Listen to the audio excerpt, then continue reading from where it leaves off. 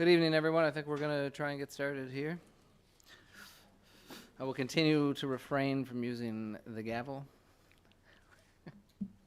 which is hiding behind this giant computer. The top's broken already.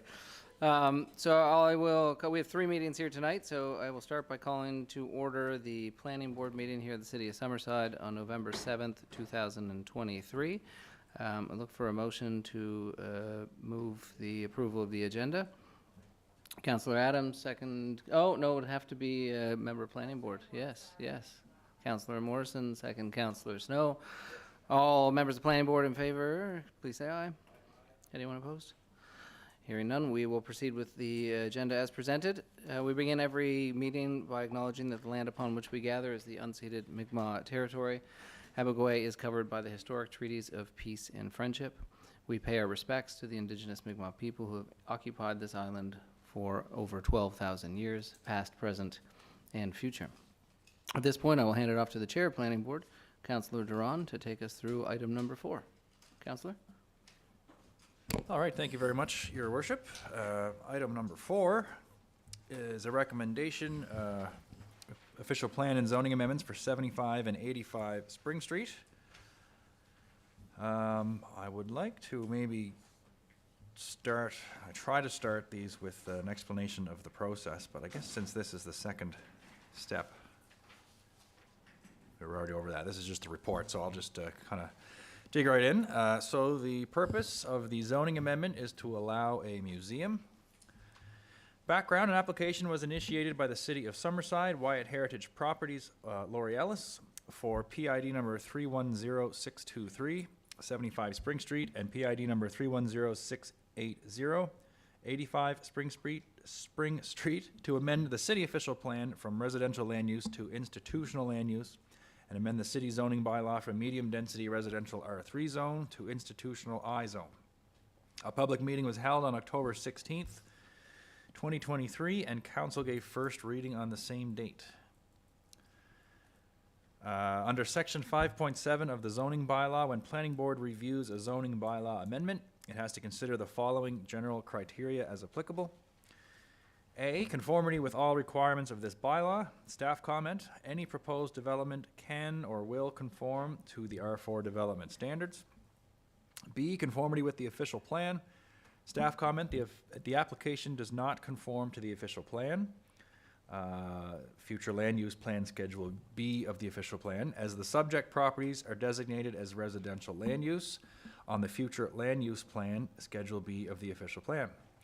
The application conforms to the official plan text, Schedule A, as per section 6.1, and council's policies set out in section 5.7 of the official plan text, which is below. The proposed amendments have no impact on the Parks and Green Space Plan. So taken from the official plan, section 6.1, Culture Summerside Strategy. The city is very well equipped with cultural facilities, including the Wanda Wyatt Center, which houses the Harbourfront Theatre and the Eptech Exhibition Center, the Lefurgey Cultural Center, Bishop's Foundry, and the Silver Fox Museum. Additional attractions are being considered to support tourism, including the possibility of a discovery/science center in the west end of Mackenzie Drive.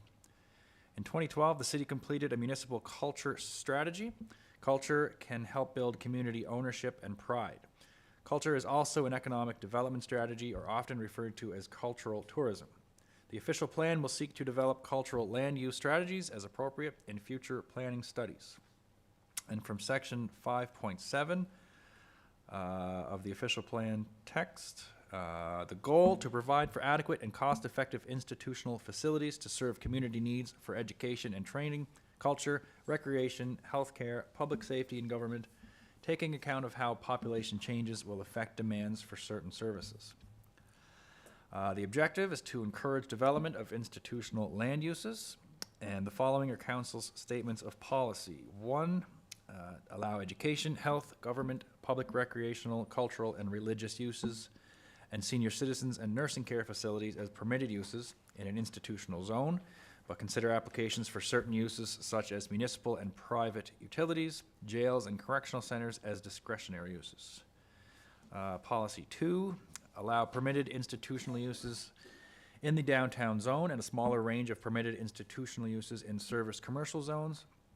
And 3, allow child care facilities with up to 50 children as a permitted use in the commercial and institutional zones, and allow small child care facilities with less than 7 children as home-based business. Criteria C, suitability of the site for the proposed development. Staff comment, the site is suitable for institutional land use. The property has been utilized as a museum-like property since the city was deeded the properties from the late Wanda Wyatt. D, compatibility of the proposed development with surrounding land uses, including both existing and projected uses. Staff comment, the properties to the west of the subject properties are existing parkland and institutional land uses. Properties to the north are existing residential land uses. Properties to the east and south are existing institutional land uses. The surrounding existing land uses are the same as the existing land uses. The proposed institutional use is compatible with the existing and projected land uses. E, any comments from residents or other interested persons? Staff comment, a public meeting was held on October 16th, 2023. The public meeting notice was advertised in the October 4th edition of The Guardian. 40 letters were mailed to 32 property owners. The city, Wyatt Heritage Properties, Laurie Ellis, provided an overview of the proposed rezoning request. No concept plan was presented for either property. Both properties have been utilized as museums since acquired by the city, and the zoning should suit accordingly. George Dalton, 288 Notre Dame Street, spoke and commended the city for taking the initiative to protect the properties. John Wall, former employee of Wanda Wyatt, was opposed to the rezoning, stating the green space should be maintained as is. Concerns or matters raised from the public meeting have been addressed throughout this report. The development officer received a phone call from Vince Gallant on September 28th. Mr. Gallant stated there are currently parking issues when an event is held on the Wyatt properties. No written comments were received regarding this application. F, adequacy of existing water, sewer, road, stormwater, and electrical services, city parking, and parklands for accommodating the development and any projected infrastructure requirements. Staff comment, the city's water and sewer loading will not change as the existing use will be continued with the proposed institutional zoning. No water and sewer issues on adequacy have been reported for these properties. Roads and storm drainage around the development are adequate to accommodate the proposed zoning change. There is adequate parking and city parks within the downtown area for the proposed change in zoning. G, impacts from the development on pedestrian or vehicular access and safety and on public safety generally. Staff comment, there are sidewalks on the east side of Spring Street and on the north side of Prince Street addressing pedestrian access and safety. The existing access for 75 Spring Street is off Prince Street, and the existing access for 85 Spring Street is off Spring Street. H, compatibility of the development with environmental, scenic, and heritage resources. Staff comment, the proposed use is not applicable to environmental or scenic compatibility. The subject properties are designated heritage properties. The proposed official plan and zoning amendments for the properties are subject to a heritage review by Heritage Board as per section 7.1.1 of the Heritage Conservation Bylaw 37. And planning officer has attached that. I, impacts on city finances and budgets. Staff comment, not applicable. J, other matters as specified in this bylaw, and there are none. And K, other matters as considered relevant. And there are no comments for that either. Should I go over the planning officer comments for Heritage Bylaw CS 37, or can we just table that? It's probably better that I do read that. Okay. So Heritage Bylaw CS 37 requires a council-appointed joint council-citizen heritage board and planning board / council to review the impacts of an official plan and rezoning amendment on designated heritage properties. Both 75 and 85 Spring Street are designated. Heritage Board would be specifically assessing criteria H, compatibility of the development with environmental, scenic, and heritage resources, and taking into consideration any applicable official plan policies and heritage conservation plan policies. Planning Board and Council would be considering the broader land use impacts. i.e. criteria A to K, which we read over just above there. So Schedule C, types of heritage permits and reviewable developments. There are 3 there that are, I guess, highlighted, which pertain more to this one. And I will just go through there. So the first one, types of heritage permits. So this one is inside a heritage district, development on a designated heritage property. Types of reviewable developments under the zoning bylaw and subdivision and site development bylaw. Number 1, official plan and rezoning amendments. Just kind of weird how this is laid out, but that pertains to this as well as the review heritage board / planning board / council. And in particular, from the Heritage Conservation Plan Council Policy HP24, Section 5, Heritage Protection, Section 5.1, Scope of Heritage Protection.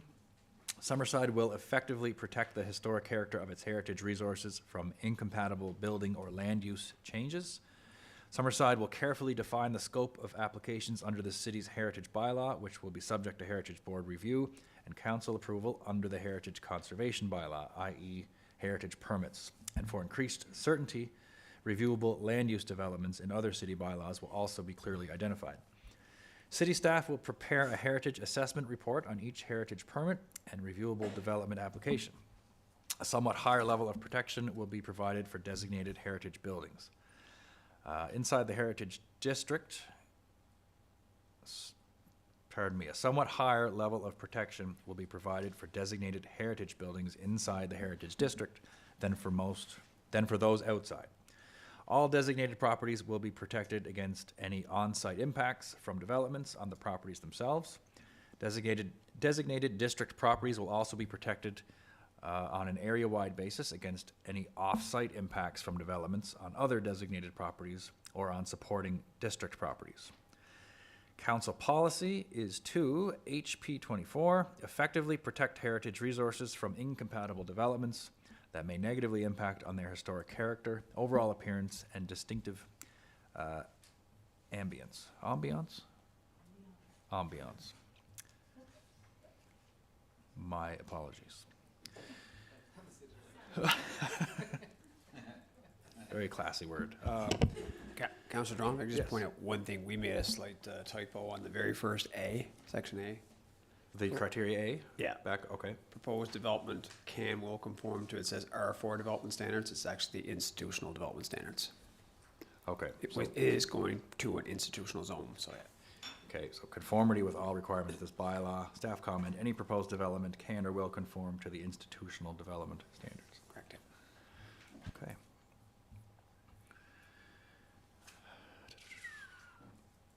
I'll read the recommendation now, and if there's any discussion to be had, we can carry on with that as well. The application initiated by the City of Summerside, Wyatt Heritage Properties, Lori Ellis, for PID number 310623, 75 Spring Street, and PID number 310680, 85 Spring Street, to amend the city official plan from residential land use to institutional land use, and amend the city zoning bylaw from medium-density residential R3 zone to institutional I zone, be recommended to be approved by council.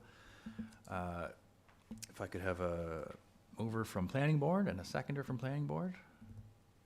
Moved by Councillor Morrison and seconded by Deputy Mayor Snow. If there are no questions or comments, we'll call for the planning board vote. All in favor, say aye. Aye. Aye. And they're none opposed, so that is carried, and that will go to the next step, which will be a planning board. No, that'll go to the council meeting, monthly meeting on November 20th. That starts at 6:30.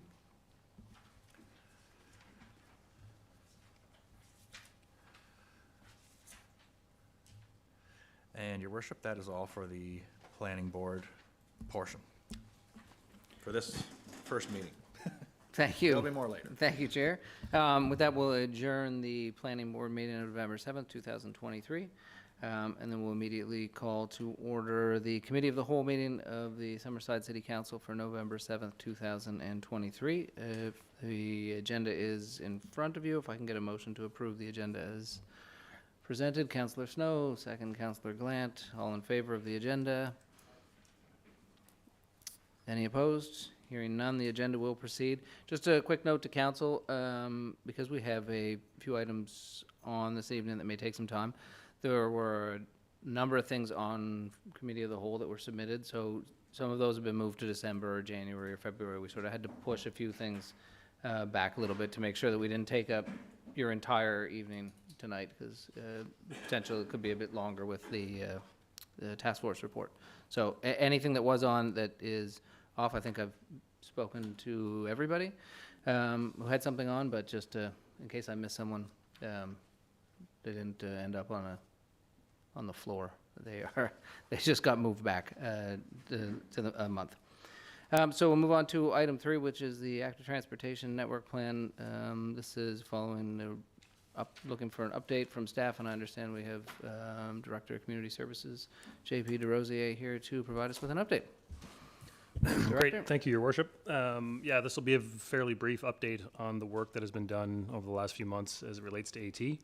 It'll be a bit of a sort of a history reminder of the last few months and then kind of a look forward. So just to start off, we're pleased that for the most part, Greenwood Drive, which is phase 1 and phase 2 of that AT project, has been completed. There still remains some crosswalk painting that we're looking at design standards for right now, so that's good. Application was made, just as a reminder as well, in last December as part of the 2022-23 budget process. We applied to the Active Transportation Provincial Fund for Pope Road for this year. While we move forward with that application, I believe Safe Summerside was I think in the spring or early summer to provide some information on their proposed active transportation network. Staff were directed at that time to review that network plan with SAFE. So we did that from an internal perspective and provided some feedback back to SAFE Summerside, I believe, in the late summer. So during that time, I skip ahead one. We've requested SAFE Summerside provide us with sort of a prioritization of the network. It's a fairly bold and expansive plan. It's certainly a great plan, one that we dove into pretty deeply from a staff perspective and provided some feedback back to SAFE. But really the reality is it's going to take a number of years for us to get a lot of that work done. So for us, prioritization of the plan and the individual routes was a critical piece to that. So I believe we're working through that process with the group. I think they've gone back to their overall group and asked for further feedback. And our hope, again, is to have an adopted AT network in place, I would say hopefully early in the new year. And jumping back to a few of the bullet points, we did receive word in late July that the Active Transportation Fund provincially approved our funding request for Pope Road, which is great. The challenge with that is, as a result of the provincial election, the funding approvals were delayed. So late July is not a great time for us to be able to proceed with design, tender, and get the work done before the snow flies. So as a result, we've moved forward with surveying and out to tender for design right now, with hopes of including our application and our required municipal contributions as part of the 2023-2024 budget process. So we're certainly working through, we've identified as a staff that Pope Road is a critical component to our AT network, so we might as well move ahead with that planning now, simultaneously looking at the overall network plan as well. So that's sort of a brief update on active transportation so far since our last sort of discussion at council. So I'll turn it over to council members for any questions.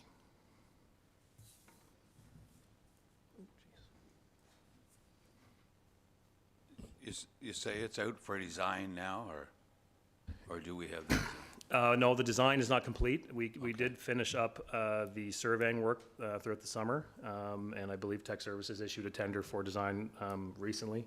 I don't believe it's closed yet, but when it does, as a result of having the funding in place, we've proceeded with that, at least that component, to spend some of the dollars in this calendar year. And I should have noted in the presentation that the provincial fund has given us a green light to As a result of them assigning the funds later in the summer, they've allowed us to carry over those funds for next year.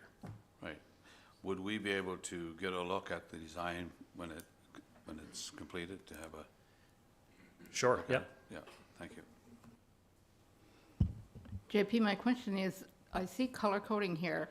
Is some of this done already? Like the green and the orange and the blue and the red? Like, is it going in sections? In terms of the actual construction work Yeah. or the planning for the network? Well, both, actually. Well, this graphic is just sort of to illustrate some of the work that's been done by Safe Summerside and just kind of the cohesion between the two groups that the city and Safe have been working together to sort of adopt an official network. So I Okay. just dropped that in there for graphic purposes and for something to look at. But we are working from that plan. It's a fairly detailed plan. One of the questions back to Safe is there's a number of networks there. They're all color coded. Does those color codes mean different design standards? Do they not? Do they indicate priority? But the real crux of the matter is that we've got a fairly giant amount of work and expense to look at to accomplish this. We want to accomplish all of it, obviously. We can't do so in 1 year, where it's going to take a number of years. So a network that overlays year-over-year planning for capital planning long-term will be a critical component to achieving the network. Director JP, the question that I have, and maybe it's a little bit redundant, but when you're speaking of the different phases and the provincial funding, I think we've always thought as each phase takes place, that's to really do the linking all around the community so that whatever subdivision or whatever ward or whatever, there's that access to kind of hook up to the trail or to the transportation routes. Absolutely, yeah. So for example, Greenwood Drive sort of seems a bit lost in the middle of nowhere because it's our first and only AT route. So Pope Road is a logical step because Greenwood Drive runs north-south, Pope Road runs east-west, they'll connect. So we'll have to continue to build on the network and those connections, and that's why we're seeking support or requests for their sort of advice and direction from SAFE to sort of say, okay, what do you see as the next sort of phase 3 of AT, all the way to phase 32 perhaps, who knows? One of the things we learned during the construction of Greenwood Drive is that we assumed with the first round of funding we received that we'd be able to do the entire road from north to south, and we only got halfway. So it required like 2.5 years of funding and budgeting to get it done.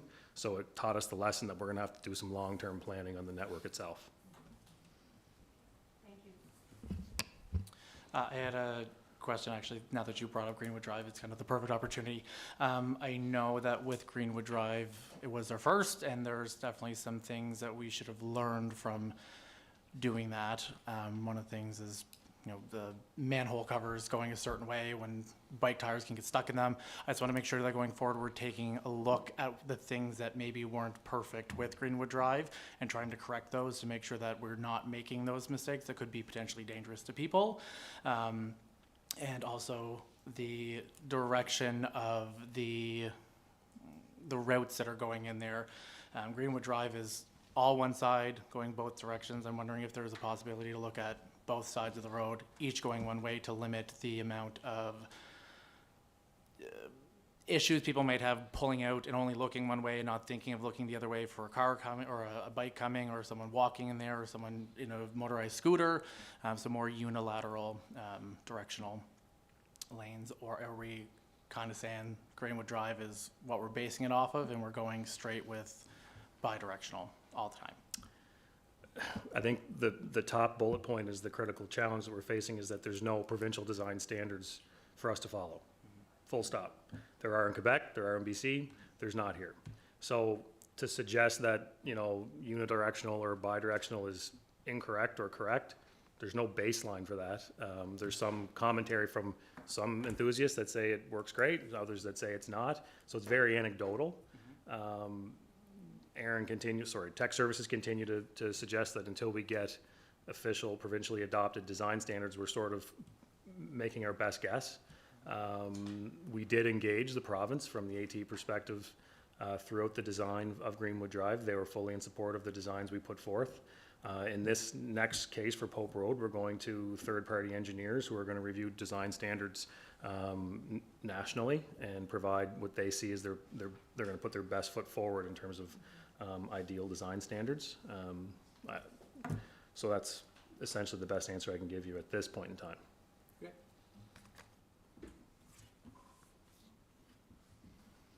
Thank you, Director. So I guess we'll look in January to get an AT plan. Is that sort of the timeline with rough map and expectation of what phases would look like, and sort of the course that the council can consider adopting for the years ahead?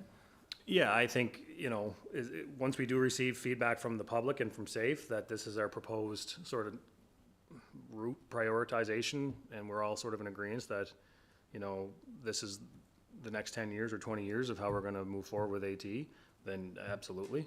I'd like to think it'll happen in January, but it is a big undertaking, and we may only have half of it done by then, but at least that first half will provide us with a bit of a plan forward and some methods we can use at the budget process. So that's our goal. Great, and these things aren't static, right? They evolve and they change, and lanes will probably be different in different places, I would expect, in the city is the way they are all around the world. But great work. We're looking forward to getting to that next step and see where we go from there. So thank you. Thanks for that update. Next item, number 4, the Confederation Trail ATV usage, Councillor Doiron. Councillor? Yes, okay. Thank you, Your Worship. Shouldn't take too much time on this, but it's been in the press, I guess, over the last couple of weeks that the ATV Federation and the provincial government have a few meetings set aside to discuss the use of the Confederation Trail with their association. So essentially discussing whether or not to allow ATVs on the Confederation Trail, which they are not at this time. I think they're considering a pilot program in the near future to allow that. So I was discussing with a member of that association, and they said if it was to go ahead and it will allow recreational ATV users to more or less go tip to tip, but the only exception to that is that Summerside is in that narrow part of the island, and there is currently no way to kind of circumvent the city. Like the trails break off in other points, and you can get around Charlottetown, and you can essentially go from Tignish to Surrey or whatever, but not through Summerside. So I'm not here to necessarily say that we should allow it, but I thought it would be a good time to review the reasons why we don't allow the motorized vehicles on the Confederation Trail system through the municipality. So if maybe JP could just quickly maybe remind folks why we don't allow that, and because it's a topic that's been sort of discussed over the last couple of weeks. Sure, yeah. I don't recall the exact year when we brought forth to council the decision to essentially annually, the Confederation Trail operators put a request in basically in the fall saying, do you want to keep your gates open or closed for the winter months? And essentially open means allowing snowmobiles or ATVs on the trails, or closed means not. So we did receive a number of complaints throughout that winter, noise, people accessing the trails through people's backyards, that type of thing. We were on sort of an upward momentum when it came to encouraging people to use fat bikes and cross-country skis and snowshoeing as part of active winter programming in the Rotary Park. So then we had some conversations with Summerside Police and with other active ATV and snowmobile users, and the challenge became that Summerside is such a narrow city, as you mentioned. There's 23 road crossings from one end of the Confederation Trail in the city to the other, which does present some traffic concerns. This Summerside has likely the most populated or densely populated connectivity to the trail of any town or city around. So we did look at sort of what sections we could leave open and what sections we couldn't, and it became much more valuable for us to spend our time with the ATV and the Snowmobile Federation to find alternate routes around the city, avoiding those traffic hazards and keeping noise and other concerns away. So we did do that through allowing the Federation to travel through a portion of the Rotary Friendship Park and head north along the highway and around Summerside. We do have a fairly dense downtown when it comes to foot traffic along the Confederation Trail around the Holman Building and Harbor Quay, so there was concerns there. So I think everyone at that time at least agreed that it was likely best to reroute those groups around the city. So we've been sort of following that model over the last number of years with varying degrees of success. Okay, and I guess that's really the only objective I had for tonight, was just to remind why it's closed here.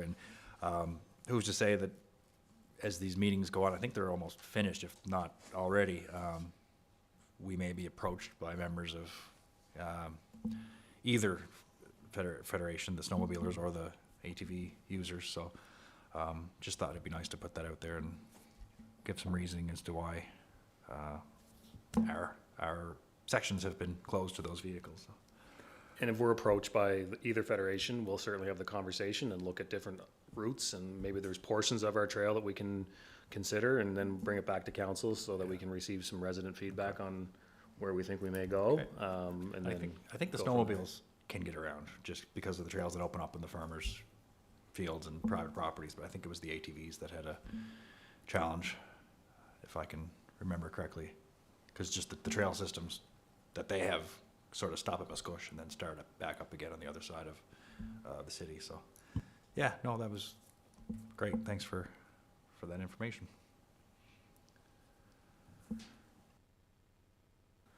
Great, thank you, Councillor, and Director JP.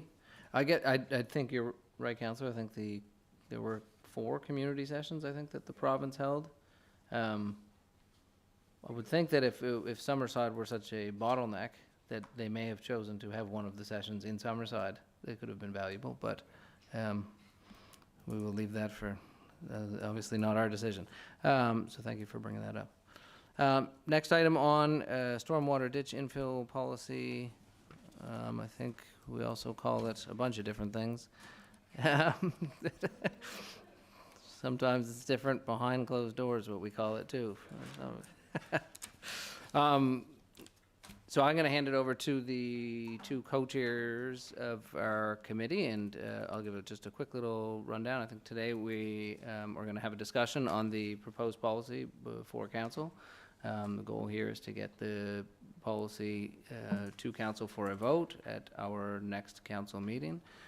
Staff have taken the direction from the committee and as well as members of council, and put a pretty clear, concise policy before you, councillors. So perhaps I'll hand it over now to the chairs, and we can have the discussion that we need to have if we do, and then we can get to our next meeting with we can vote.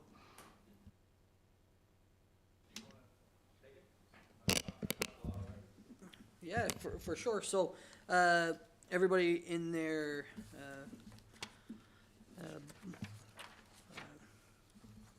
book tonight has the draft following the heritage protection. So it's the Enhanced Culvert Connect Program Policy Draft. So I'll read through that quickly and then we'll go from there. So reads as follows. Whereas the city of Summerside has operated cost share programs offering compensation for property owners who filled in ditches connected to their properties. And whereas city council is desirous of updating and providing an end date for ditch infilling compensation programs. Now therefore, the Enhanced Culvert Connect program shall replace all predecessor policies and programs and shall operate in accordance with the terms and conditions as set out herein. So definitions.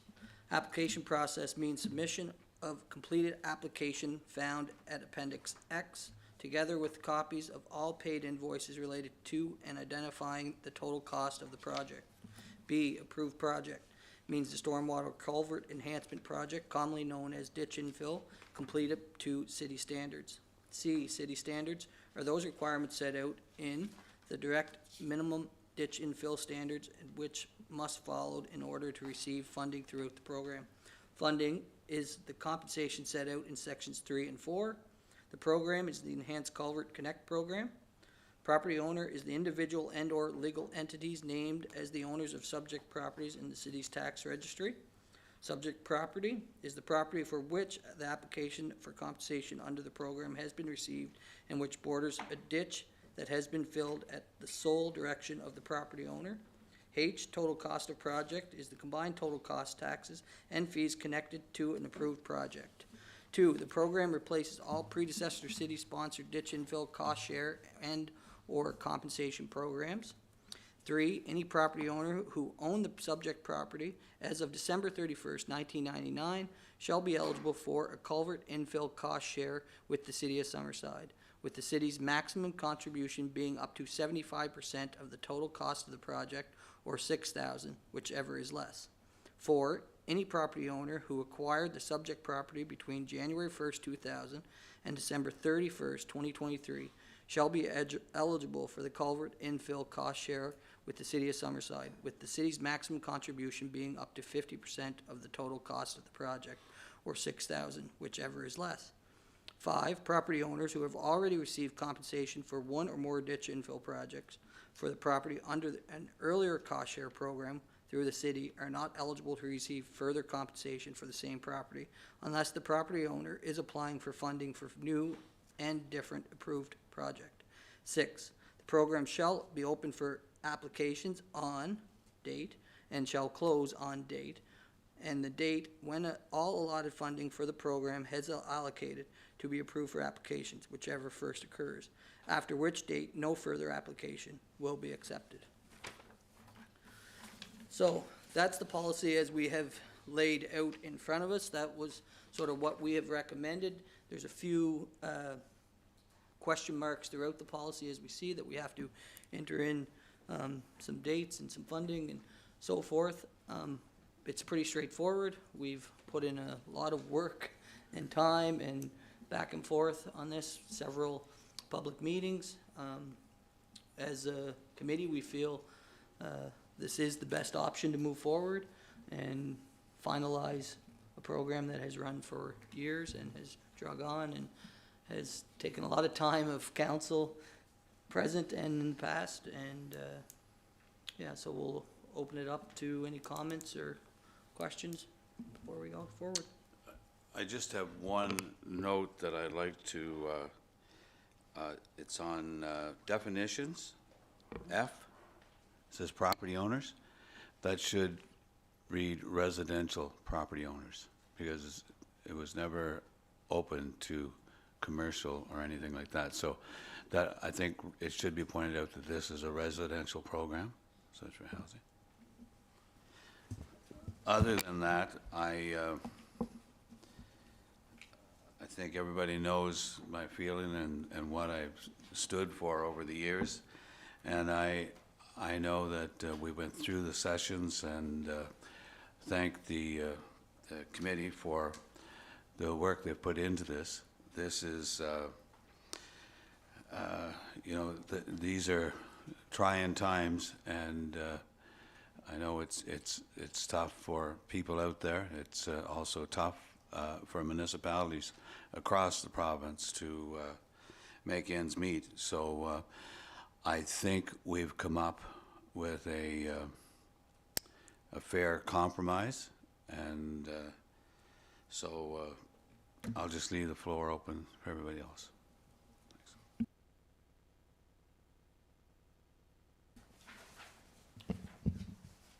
Go ahead. And, no, I just wanted to clarify, or not even clarify, just point out that in number 3, any property owner, residential property owner who owned the property as of December 31st, 1999. So up to that point, I just wanted to sort of reiterate why we chose that date for the 75-25. And that is just because of when the city was amalgamated in 95, and those discussions took place, and the program didn't come into effect until, what, 97? So that just allows, the promise, as we've been calling it, was more or less made to the residents at that time. So December 31st, 1999, we put that as a cutoff to make sure that we include the folks that were there at that time. And anything beyond there, still entitled to something, but not at the level that those original residents were entitled to. So I guess the example that I've been kind of using through the process is that if somebody purchased a property tomorrow and it had a ditch, was that promise made to them, or was it made to the residents of the area at the time? And I think it's been a agreeable statement that it was made to the residents of the time. So that's why we chose that timeline to include in there. And of course, if you're beyond that, you're still eligible for the program, just not at the 75-25 ratio. It's the 50-50 at that point. Thank you, Councillor. I'm just wondering about point number 6. Maybe it's already been explained by both of you, where you have the applications on the date and then shall close on the date. I'm wondering, and maybe you've explained this, but is this Enhanced Culvert Connect program going to run for a certain period of time, or am I missing that? Is there a sunset clause? Where are we at on that? Could somebody explain that, please? So I think our feeling as a committee is that it needs to have a start and an end date. The start date is as soon as the policy is adopted by council, but we do also feel it's important that there is a end date or closure to allow people to say, you know what, I am interested in it. So it's not open-ended and it doesn't continue to run for years into the future. It gives everybody a chance to say, okay, I do want to participate in this program. It is something that is important to me, and I'm going to put my money in as well and get the work done. We have talked at length about how long and how much money as a municipality we have spent and would have to spend to complete this program, and Councillor McDougall, as Chair of Finance, will agree that it's just not, we can't continue to do it and get it done at any reasonable length of time. So that's what is being recommended for sure, and if there's anything else that fellow councillors think need to be added or taken out, we would amend as needed, but that's what we're recommending. And I'll just close with the fact that you are doing it. I appreciate it because it allows people to know that there's a start and a finish, and everybody has the same opportunity to apply. And it puts council, I think, in that situation that we're being fair to everybody, but there is the time limit. And you've spoken to that for people. And something we've talked about as a committee is putting the time, the dates, and also put some onus back on us to make sure that we actually fund the program over the allotted time, that we can actually achieve what we're setting out to do, and that is to fill the ditches of those people that consider it to be a priority for them, and feel they have been promised something. So we're trying to hold up our end of that deal as a municipality, but we can't just leave it open-ended. No, Is the feeling committee. I was just going to add, Councillor, I think the hope is that within the discussions tonight, that the policy is going to come for a vote at the monthly meeting. The hope was that this evening you could decide on an end date, right? Whether you want to run it for 1 season, 2 seasons, 5.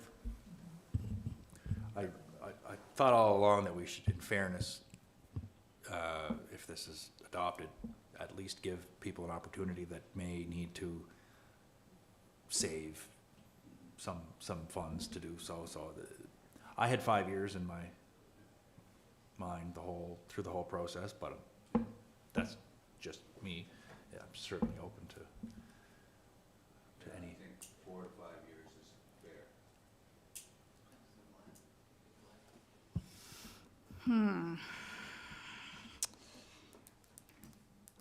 I want to commend the committee for putting this together. It's a really good proposal. I'm not so much for 4 to 5 years. I'm more for 2. This has been going on for 30 years. There's a lot of projects that need to happen, and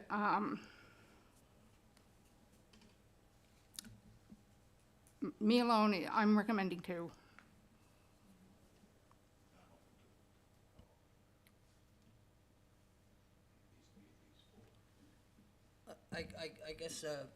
I guess what I'll say, my concern is that we continue to push it along. I can tell you as a counselor that came into ditch infill discussions and ongoing battles and so on between counselors of certain wards, and I think it does a huge disservice to our city for have counselors put in that position based on, I think Bruce has done a great job, you know, advocating and carrying and people with wards that have ditches. I think you've done a great job advocating for your residents, but then it puts counselors against each other. I really would not want to put this on another council. No. I think if we could keep it within our council, within our time frame, I think that's fair. I think that gives people enough time, and and we can, even if they're able to opt into the program, I think people can make that intention, let the city know that I want to opt into it. We're going to only be able to allocate so many funds. We know at budget time how it works. So maybe over the next, however many budgets we have, we'd have 3 more as a council. We're willing to allocate funds to that, but then have an end date set. So people see it, and it's within our council. We own it. We don't put it on another council to then get in an argument when the program's expiring. That seems to be, if we could do, I think that would wrap it up really nice in a nice bow. Yeah, and can I respond to that? Or For sure. Go ahead. Yeah. No, Norman was on first. Well, I guess what I want to say is I really feel that there is wisdom in the information that has been presented to us by the chairs of the committee. I certainly agree with you, Deputy Mayor Snow, that to extend it into a new term starting of new councillors, I see that as an unfairness, because any one of us that have come in as new councillors and inherited that information, it was a lot to take in, and it took all of the oxygen at budget time.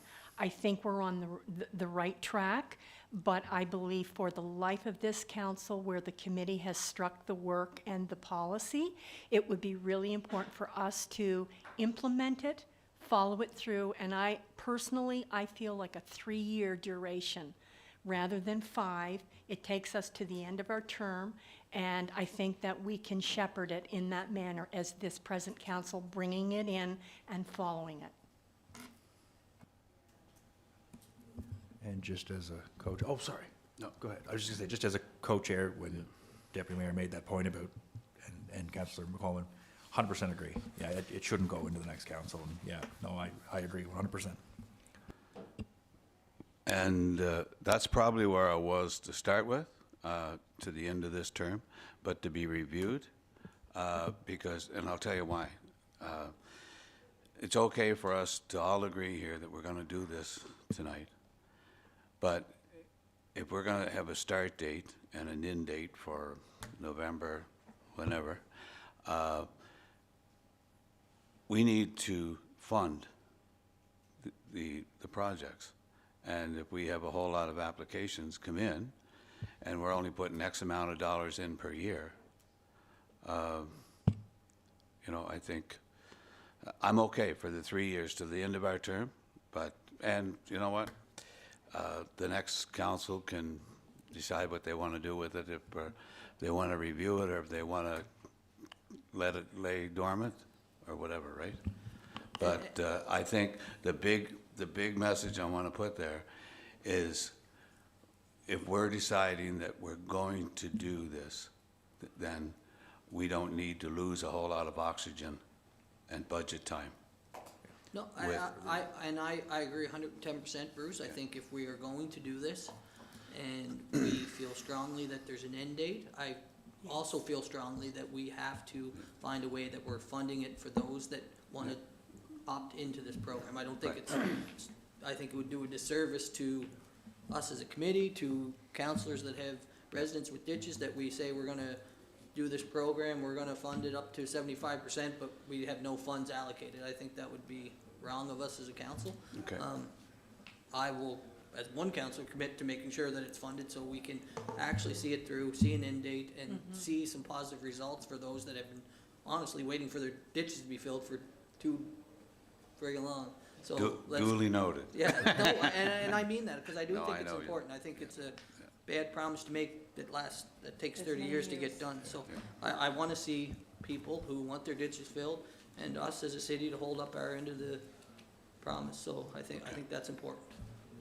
And I think based on the attendance of the 2 open house meetings that were had, which in my opinion was quite low, I think we can easily come up with a realistic contribution during budget. And if for whatever reason we have a gigantic surge of applications, we can explore that. But I think just based on those 2 meetings alone, I think we realized it wasn't necessarily the outcry that we may have thought it was. Certainly still was, but, you know, those were the opportunities for people to show up and really kind of drive home their concerns, and it was somewhat low attended, so I think that information can help us come up with some funding ideas during budget. Councillor Morrison, you've had your Yeah, light on there, and then we'll go I just Councillor wanted Adams. to, a little follow-up too, and thank the committee for their hard work. I think they did a tremendous job. I like how it reads and what it states, and, but I would just like to follow up with a few others and say that I'm really not interested in kicking that can down the road any further. That, to me, the 3 years or the end of our term would be suffice for me, and I don't want to put that on somebody else, so I agree with the 3 years. Okay. Councillor Adams? Thank you, and thank you guys for chairing it and attending the public meetings. It was appreciated. Just 2 things. The first thing I guess I'm requesting is that when we're done of this, that there be a short handout go out in the mail out with the electrical bills, because a lot of people that were there might not be the ones that are on social media seeing what's about. So I just thought just a good point. little handout of, you know, if you bought just what's there is all they need to know. Just might get to a few more people than the social media route. And the other part was just and I'm sure staff will do this, but that if we can look at cost-saving measures or cost-saving ways to do it, to fill the ditches, so that we are getting a better bang for our buck, then that I would really, really encourage us to look at, not just the status quo way of doing it. So. Dan? Okay, yeah. So I was just chatting with CRO there. So basically, how that would read, number 6, just so we're all clear, the program shall open for applications upon approval of the policy, and shall close. Gordon will work the dates in there so it coincides with the end of our 4-year term. Just on that, Councillor, Yep. the discussion here is around the budgeting for that, so it may make sense to have it end at the same time as the budget cycle of 2026. Also, it takes it away from becoming a political issue Right. through an election campaign. 100%. So something like March 1st, I don't, then there would, at least then going into whether it's February 31st or February 1st or March 31st, so council would know going into the 2026 budget cycle what applications were before it, because otherwise, effectively, if you do it after that budget cycle, you are burdening the next council, because you're putting that on their budget decisions. So it would be 2.5 and whatever, I don't know, years. So you'd have to do it like in January or something, right, Kristen? So that you would be able to, like, because you couldn't carry it to the end of a fiscal, because then your planning would be off, right? So you'd have to have it like how, you have your community grants and everything, and you'd want it all like around that time for a deadline, I would assume, maybe, to make your life easier. I don't know, I'm just thinking. You guys can figure out the dates and just make sure the wording's clear with everything, the intent of the discussion here today, that there's, an actual end date that And the a program document. ends and yeah. There's a document. From the start to finish and. All right, on that note, I think we've made some significant progress on that, and it'll come to the monthly council meeting. Thank you, councillors, and all council for, this council continues to always, not surprise me, but it's easy, pretty proud to be your mayor when we are taking serious things that have been on the books for a long time, and we're having good discussions, and we're discussing policy, and anyhow, I just think, I know this has been a tough one for a long time, and I just think you've all done a great job. So we look forward to a vote next month. Next item on, we have street names. Councillor Cameron. I'll be quick. A couple months ago, there was emails circulated about street names and our list of street names, and how they are generally seen as heritage names.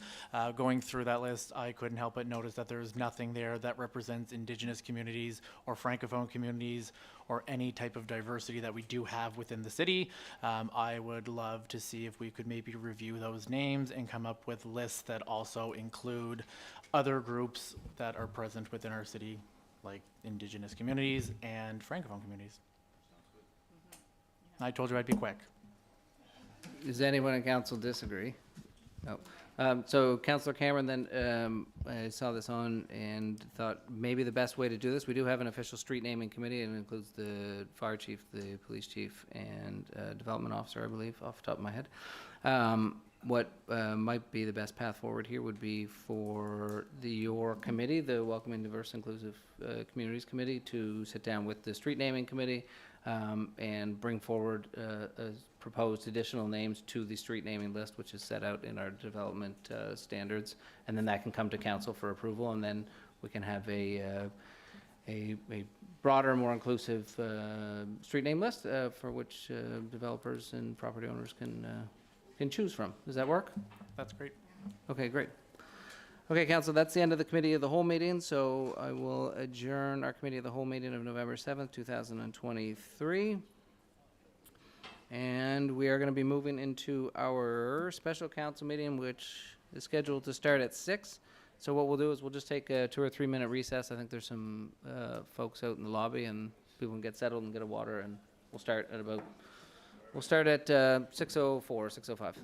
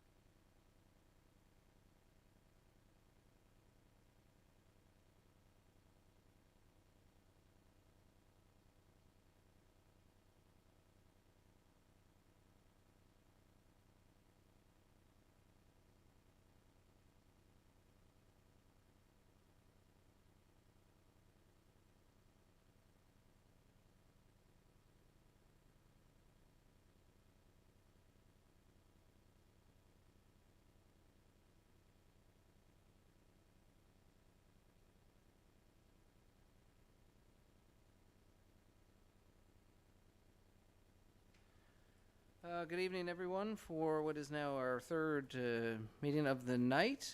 We'll call to order the special council meeting here at the City of Summerside of November 7th, 2023. I will call for a motion to approve the agenda from a member of council. Councillor Adams. Second, Councillor McColman. All in favor, say aye. Anyone opposed? Hearing none, we'll proceed with the agenda as presented.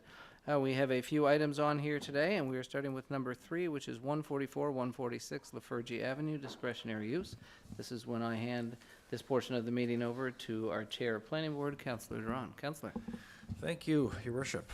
So like you said, a number of items on this evening. The first one, 144/146 Lefurgey Avenue, application for discretionary use. I'll go over the background, and then I'll get right into the explanation of the process. Background, an application was received from Diamond Red Corporation for 144/146 Lefurgey Avenue, PID number 302711.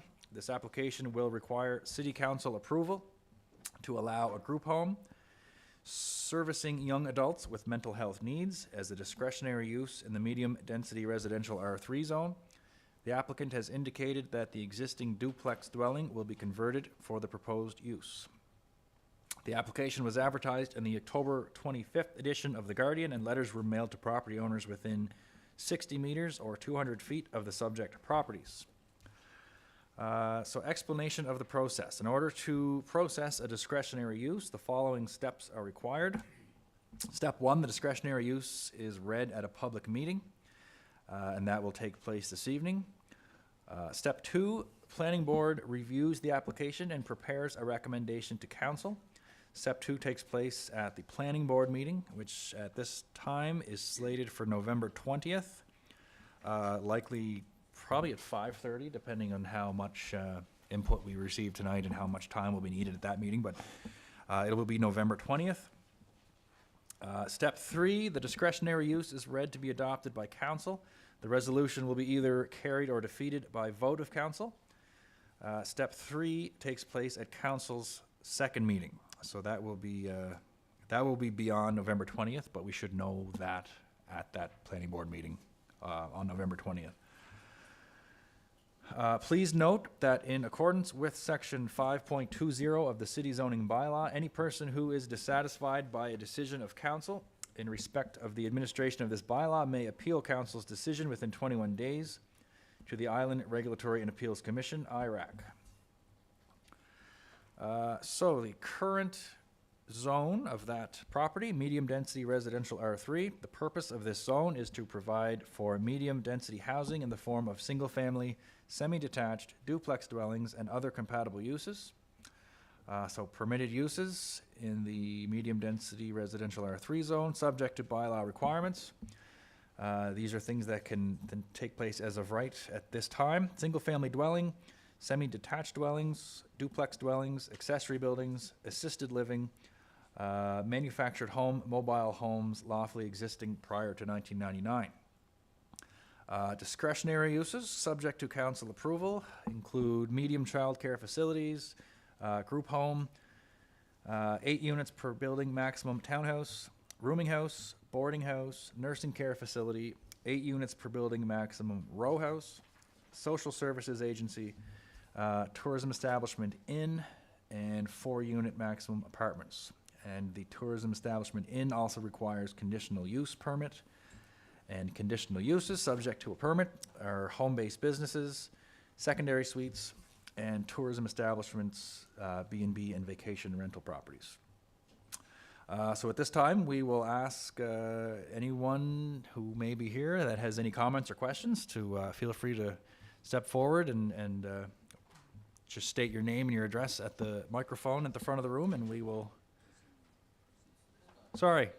Yes, there we go. If the applicant would like to speak first to provide any type of presentation or anything, Scott O'Brien is the gentleman listed there. So if Scott or a representative is here, feel free to make a presentation, or you can just make yourself available for questions. Yeah, I guess we would just ask that if there is any questions, and I'm sure there will be, if you wouldn't mind just approaching a microphone as well, or if there's one we can give you, just so we can hear it online and we can have it recorded too. So a lot of the times people, once these things get underway, there's questions that come from seats in the gallery and it's really hard to hear. So if anybody could please just speak into the microphone so we can hear it now and also so we're able to review it later.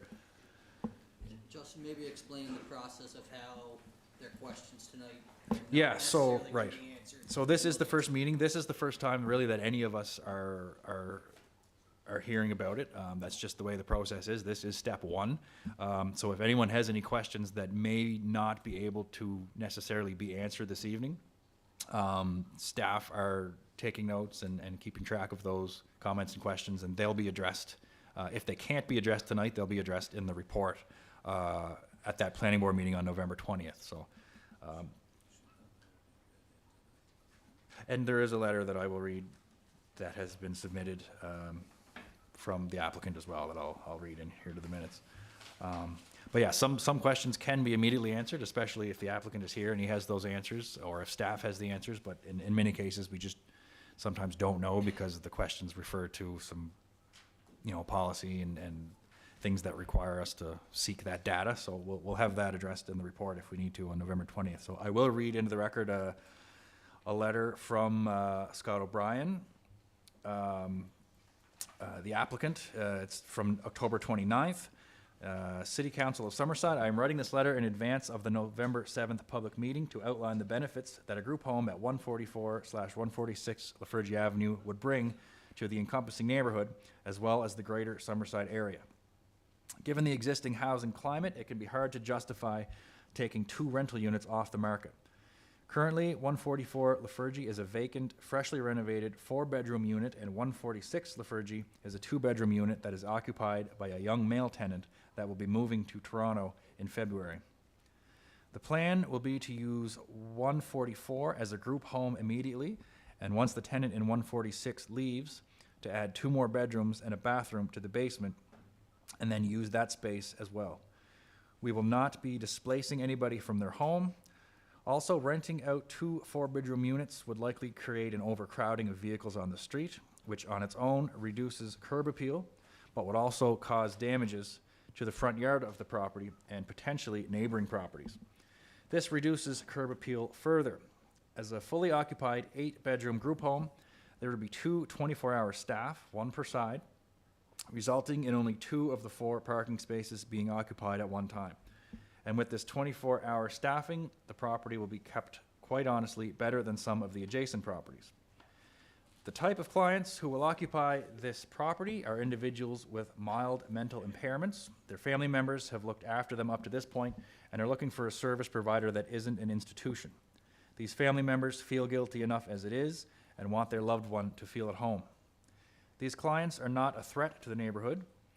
Could they be emotional and throw a tantrum? Yes. Would it be any worse than what could happen in any of the neighboring apartment buildings? I doubt it. The major difference is that we have 24-hour staff that are trained in de-escalating these situations.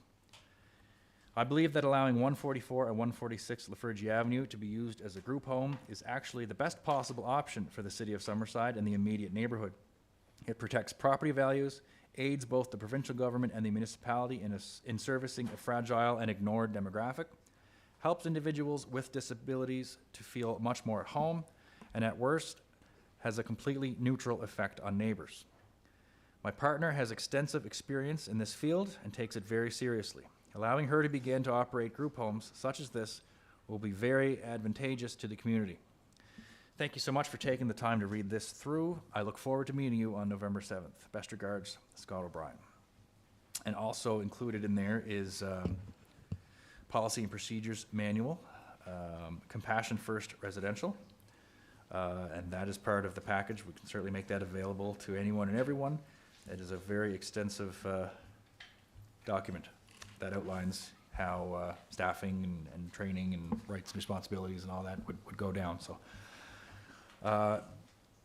So Scott, as you said, you're available to answer questions that you can. If anybody has any or comments or concerns, please step forward, and please remember to use the microphone. And if you could state your name and address for the record as well, that would be great. So, and maybe you're just here to listen, that's fine too, but now's the time at this first meeting for the public to have our opportunity to ask questions.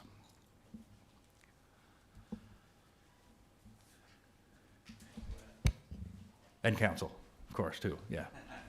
I just have one quick, so I guess it'd be for Scott. You had mentioned your partner, and who's that referencing?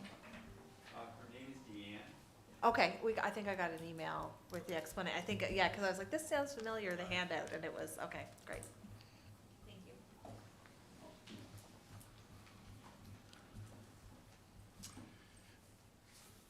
you. Hello, my name is James Phillips. I live at 148 Lefurgey Avenue with my wife Roxanne. We purchased that property roughly 22 years ago. When we moved in, it was a quiet neighborhood with small families and seniors. The last couple of years, things have started to change in that neighborhood.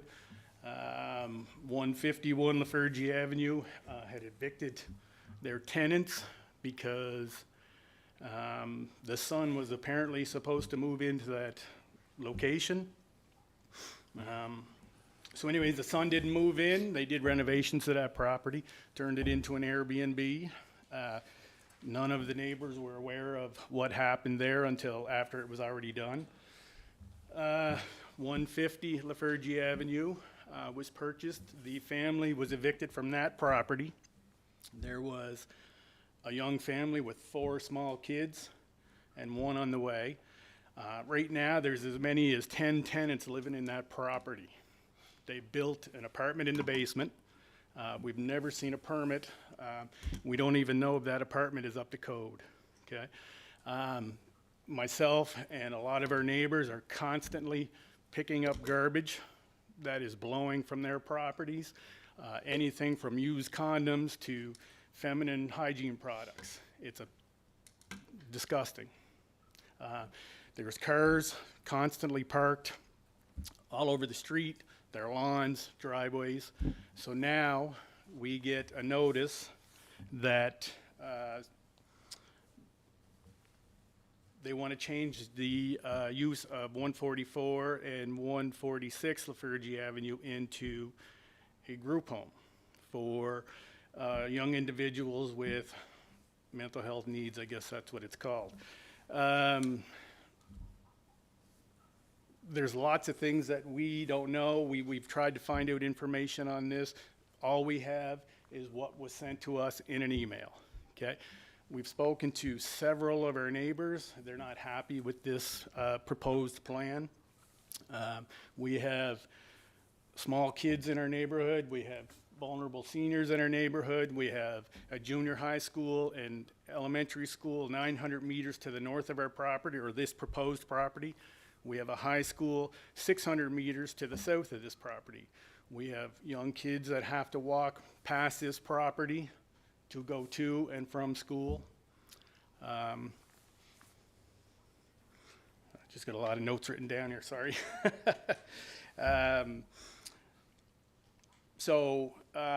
to find out, we spoke with the lady that lived in 144 Lefurgey Avenue, so she was given her eviction notice by Mr. O'Brien. So she was gone the end of July, so renovations had started that property right away. We'd contacted our councillor, Rick Morrison, just to see, because of the extensive renovations that were done to that property, but also about the garbage and stuff from the opposing property next to our place. At that point, Rick didn't know anything about what was going on. So it said, due to the lack of the information with this proposal to the residents of Lefurgey Avenue, a lot of our residents are left confused, fearful, concerned for their safety and the values of their properties. Like I said, we have small families, we have seniors. So while understanding that there is a need for this type of group home, we also agree with the safety and the peace of mind that is being that has been neglected in the preparations of this group home, and has pursued without consideration of the residents in the city of Summerside, or, sorry, this street. We are not in favor of this proposed discretionary use being approved by the city council. That property is only 15 feet from mine, so we have a lot of concerns. Like I said, all we did was we received an email saying that this is what the discretionary use was for. There was no information provided, so anyways, we are against it, and I know several of our neighbors are. We have a lot of them here, and hopefully some of them get up and speak. Thank you very much. We also had a petition that was started that went around the neighborhood. We have 18 dwellings on this street. 14 of the 18 have signed it. One of them that did not sign was 144 because there was nobody in there. 154 has not signed because there's nobody in there.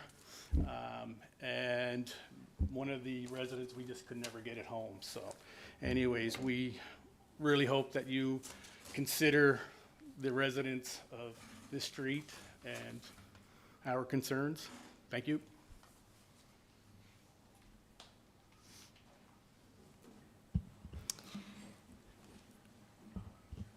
This is actually in my ward. This is the first time I'm hearing about any of this. I only read this actually on Sunday night when I got my package. So I'm kind of, I'm not even sure where to go with it, but I guess one of my questions is this a reputable company that's wanting to open up this group home? And have they done this before? And what, Diane is your partner, but is she a registered nurse? Does she work with people with mental illness? Like, there's a lot of questions here that that aren't even answered.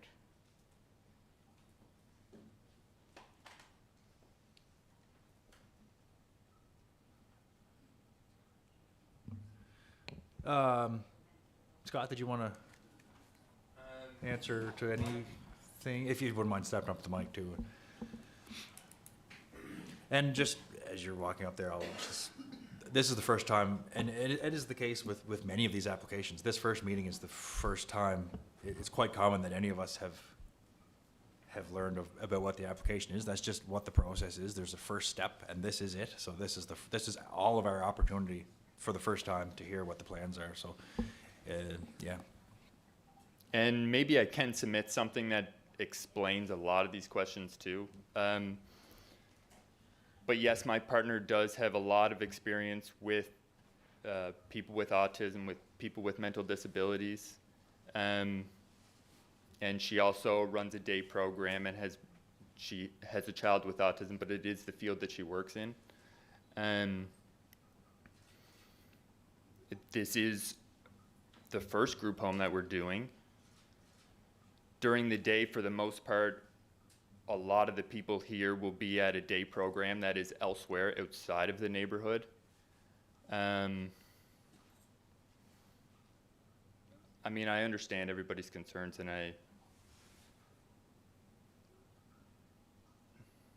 but yeah, she's good at what she does. She has a child with autism. She cares very much about what she does. And we don't really have specifics because we're still working with the provincial government on what people specifically, but right now it's looking like 4 females is what they would want to give us. Obviously, if it's approved, if not, we have to go elsewhere.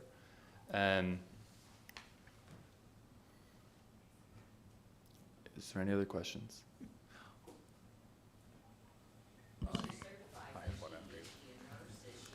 Yeah, is she certified? Is she a nurse? She's not an RN, she's a social worker.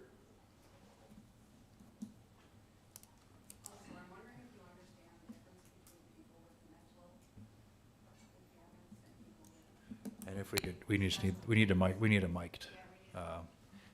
We used to have a wireless. Autism is very different Yeah, than schizophrenia. I know.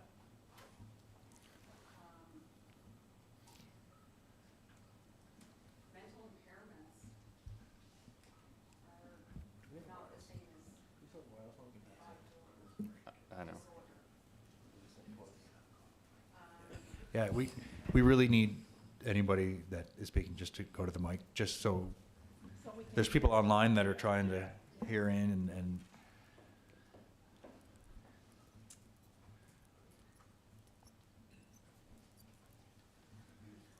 it's a lot of legwork back and forth. So mild mental impairments are anxiety disorders, depression, bipolar disorder, PTSD, schizophrenia, disruptive behavior, dissocial disorders, neurodevelopmental disorders, not autism.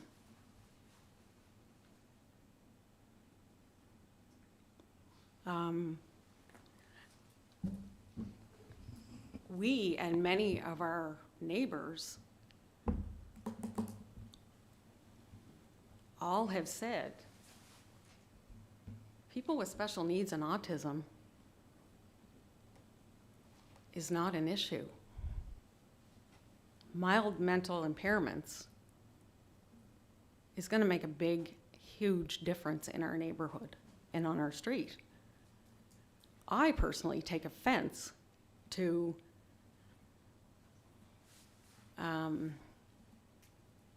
Mr. O'Brien's words when he says that the curb appeal will be better than many of the houses that are on our street. Excuse me?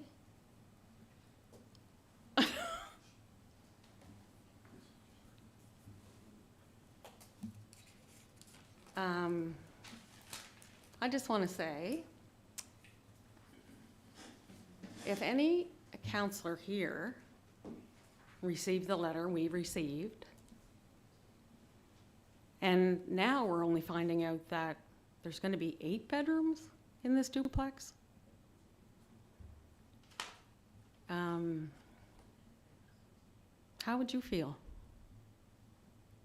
if that was next door to your house? Right next door. Just please consider that.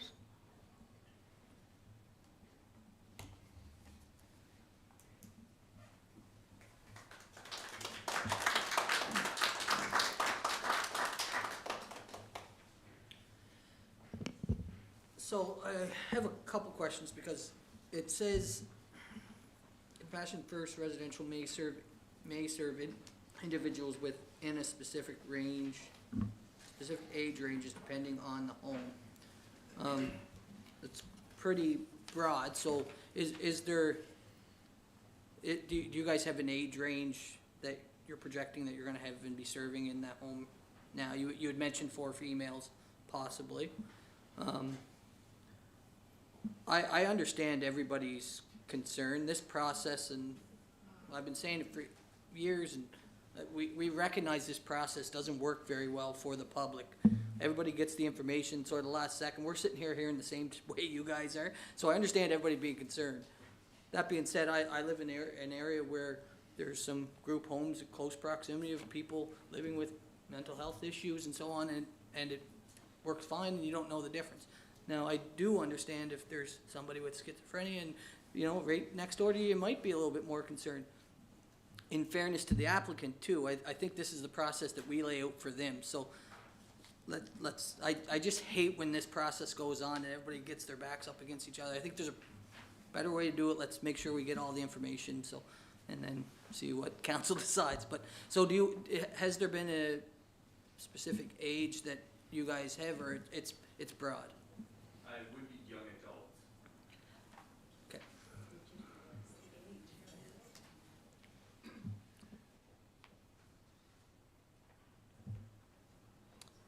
Yeah, I had a couple of questions for Scott also.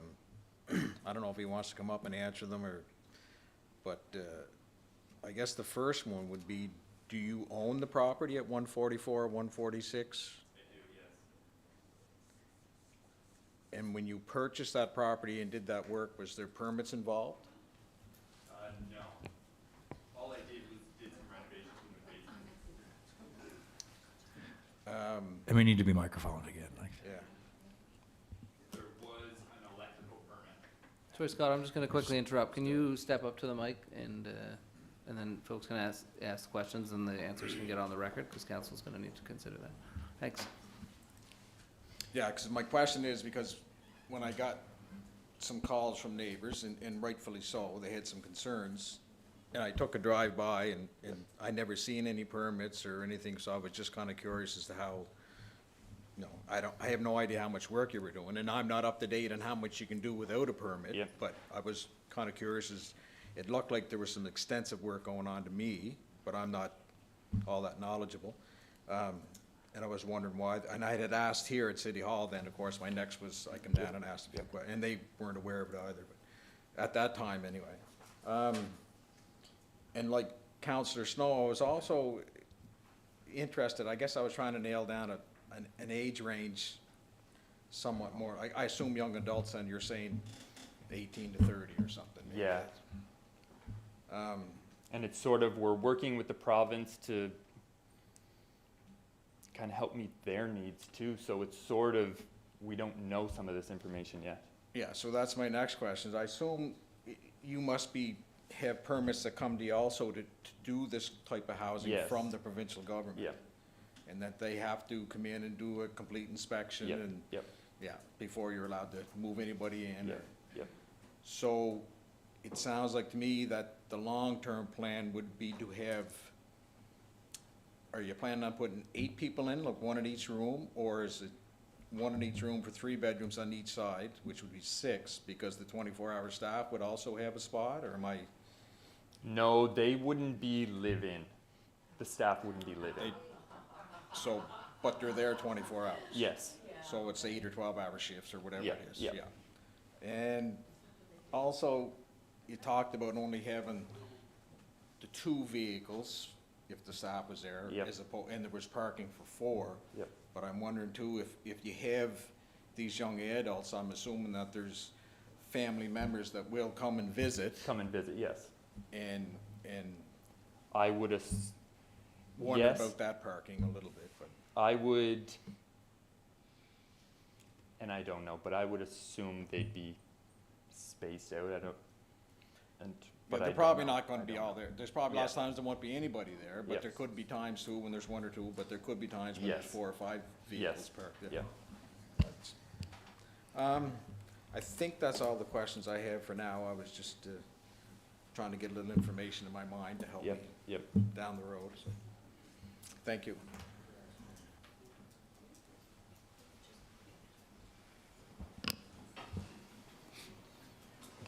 I have a question for you too, so you might have to go back up if need be. I did want to address living close to group homes and facilities, much like Deputy Mayor Snow said. I live across the street from a long-term care facility.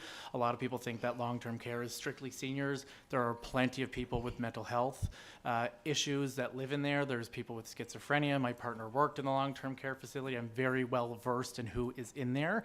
I think it works so well because it is properly staffed, and that is one of my concerns. Is I'm wondering if you have, right now you list that, you know, your partner's a social worker, and there's social workers who will work there and possibly resident care workers. I'm wondering if you have already a plan of how a shift would look with who would be staffed there at what times.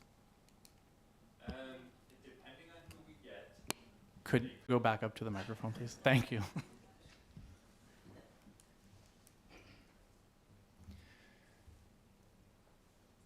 We are looking at, or my partner's looking at, probably 3 8-hour shifts. And then depending on, there'd have to be somebody there the whole time anyways, but a lot of them could be gone 6 hours to a day program during the day. And was there anything else? No, but I'm going to add something else. Okay. With that being said, I know you're going like through the province to make sure you're going the right route. As of right now, is there a certain minimum requirement for staffing that the province is telling you have to have? They have, based on talking to Joe Code, whatever his, Yeah. he is okay with the 1 to 4. Okay. Once we, if it was more serious people, it would probably be 1 to 3 or 1 to 2. Okay, that's all I have. Thank you.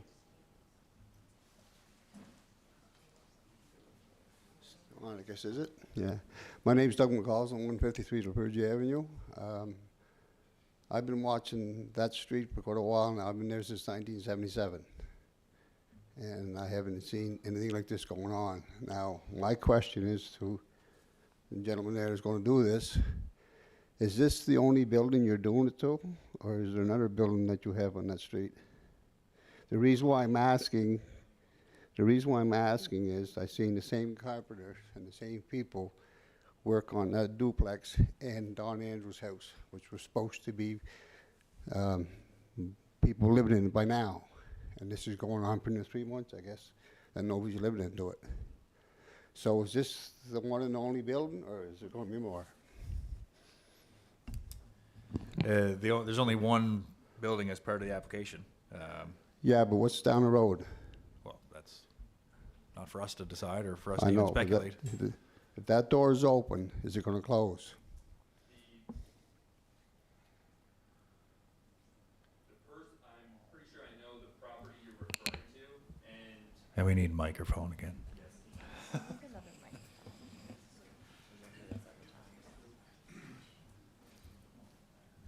and I know the guy who owns it, and he's a plumber, and he did do some plumbing at my place. What he's doing there, I have no idea. I'm not at liberty to say, but I am not connected with him in any way. That's all I can say. Okay, no problem. But anyway, my concern is the neighborhood. There's a great neighborhood, and now I have an Airbnb next to me. I've never seen a permit in the window to ask for. I don't know if you have to have one, or can I turn my house into an Airbnb? I don't know. The neighbor is. We've had some disagreements over it, and they do look after the property and they clean it, but we never know who's going to be there one night to next. So that's my concern. I think our street is starting to, I don't know, it's a great neighborhood and it still is, but I don't want to see it get anything more. We've had some issues with a native home down the road quite a ways for a number of years, but it's kind of settled down now. Windows smashed and stuff like that in the middle of the night, so I have a real long fuse, so I didn't take kindly to that. So anyway, that's all I have to say, so I guess you answered my question for me. Thank you.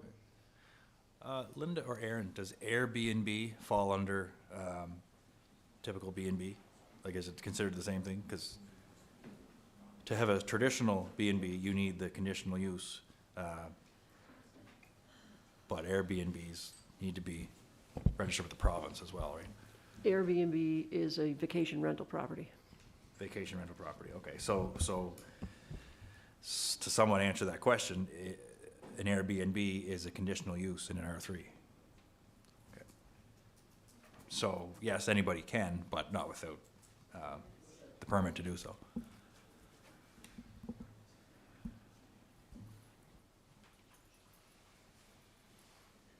Name's Ron Doucette, 142 Lefurgey, right beside the place. For 3 months, I put up with the construction going on up there till 11 o'clock at night. I have to get up and go to work every day. I pay $2,800 a year for taxes on this property. I consider it a nice property, you know. He considers that our property is not going to go down. I beg to differ. People aren't going to buy my house and want to sell it beside a group home. It's not going to happen. It's going to drop the price of my house, same as everybody else's house. I don't know where you get your information thinking that property values are going to stay up the same. I'm kind of pissed off about this. Surprise and spring this on people. I suppose you're going to make a pile of money, though.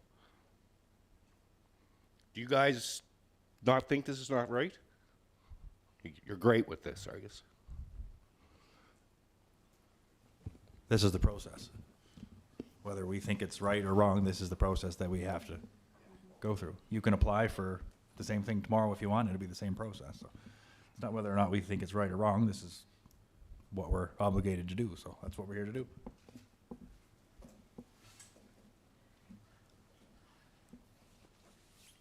Hi, my name is Sylvia Mulligan, and I live at 156 Lefurgey Avenue, just down the road from the potential group home.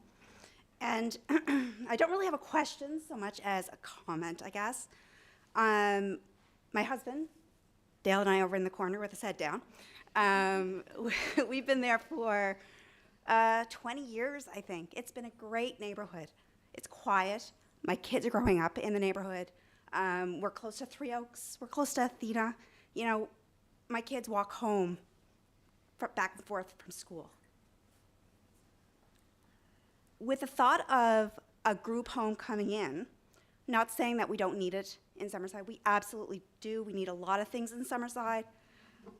But in my opinion, in a residential area, I'm just concerned. So that's kind of really what I want to say. Being a mom, I don't think, you know, sitting quiet for me is what I wanted to do. I want to actually just let you know that I'm not in favor of it. And I feel there's a lot of neighbors here tonight that feel the same way. And it's our neighborhood at the end of the day. So that's it. Thank you.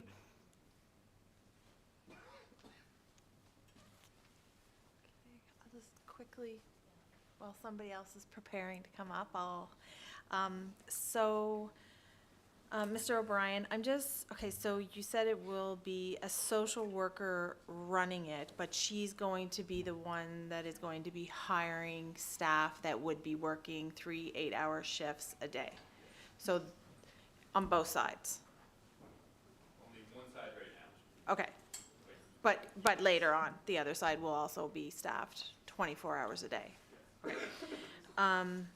So whenever, I guess, I'm just curious about the government funding part of it, because I don't know how to word this. So if you're saying you are going to have government funding, but how do you know you don't have any idea who government is going to send you, or who government is going to be requiring you host there, correct? Correct, yes. Okay. And have government given you any assurances? Like, is there a contract with government, or how is it running? I guess I'm just a little leery because the reason I'm asking, because somebody had mentioned that, like, and then when you said day programs, that sort of triggered it, the discussion. One of your neighbors had mentioned to me, like, will the funding for government, will there be the checks and balances to make sure that it's going to be a properly run facility, say like a Community Connections, right? We all know how like a program like that runs, and that, you know, I guess, and this person that mentioned it to me was just, they were very leery of saying it's, you know, getting government funding, but who's checking in on it? And personally, I guess I understand that, because everybody here knows that, you know, in my ward, we've gone through a lot of government funding being handed out to people who have these needs that you're going to be taking care of, and they're not properly getting taken care of. So is there anything you could supply to the residents that would reassure them that the government is on board with all your policies and procedures and your timelines and everything else that you would expect your clients to be abiding by, and their families as well, if it's going to be?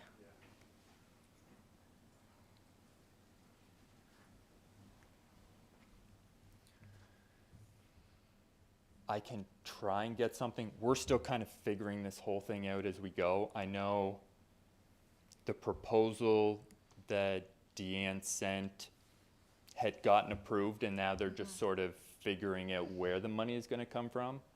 I know in terms of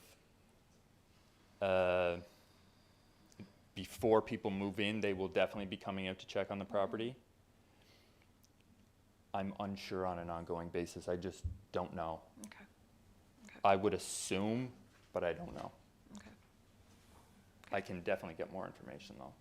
Yeah, I'm just thinking for the residents, the more information you can supply them, the better, I would assume.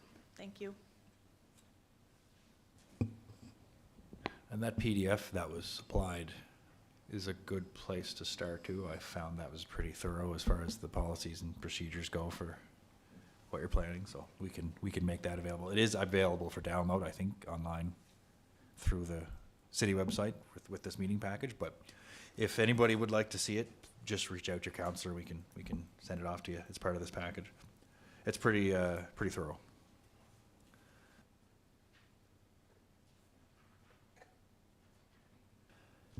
Is there anyone else on council or? Yeah, I just have a quick question two quick questions for the applicant, just following on your comments there, Councillor Doiron. The policy and procedures manual, Compassion First Residential, that was attached to the application. Can you help me understand what that is? Is that your manual? Is that a manual that was adopted from elsewhere?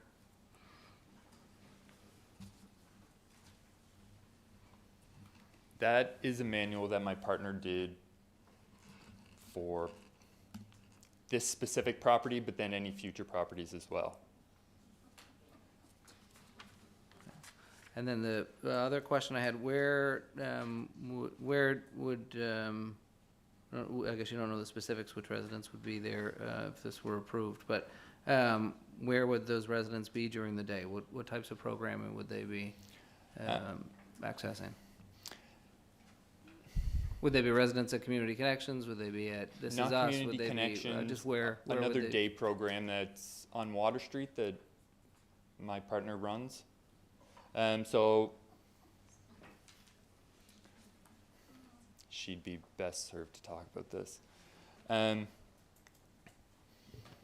There'd be stuff in terms of developing skills and fitness activities and stuff like that. I'm honestly not the best to elaborate in this specific area. Is there a reason she's not here tonight? She's It busy sounds- elsewhere. Okay. I don't have any other questions, Council.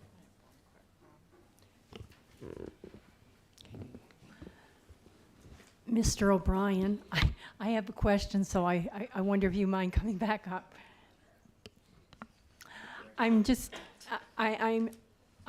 was wondering the same question as Mayor Dan had asked. I think it would be helpful if your partner was here, because there's probably questions, and I know you're trying your very best, but I think that really helps in the report back to council that we get all of those questions, especially for the residents, so that might be something, that we would need. My question to you is, when you speak of the residents in the group home would be in a day program, what I'm wondering, if it is going to be, as you mentioned, through the provincial government, a lot of times in a group home, the intakes, do you have any idea how long each person is going to be tentatively placed? Because sometimes they might be there for 2 weeks, could be there longer.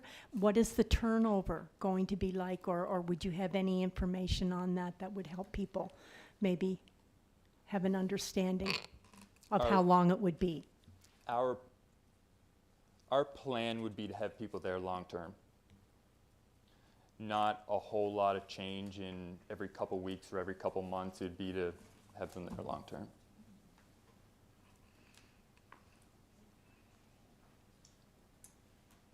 And maybe just as a contingency plan, if you did have people there and the plan is to have them there on a long term, and they would be utilizing day programs. I'm thinking of maybe other things like, say, when things are canceled, when there's storms, when there's emergencies, that sort of thing, those types of conditions that are in place.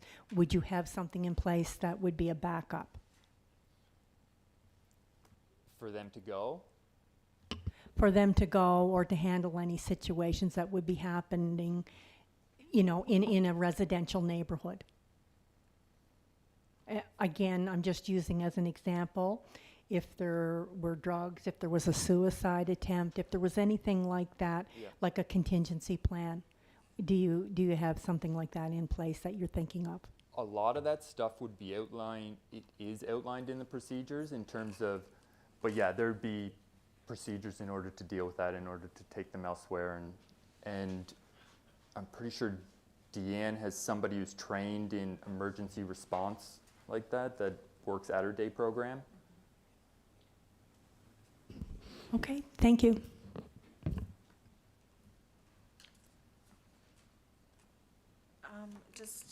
I'm wondering, it'd be more tech services. Do we have something similar to this anywhere else in the city right now? No. No?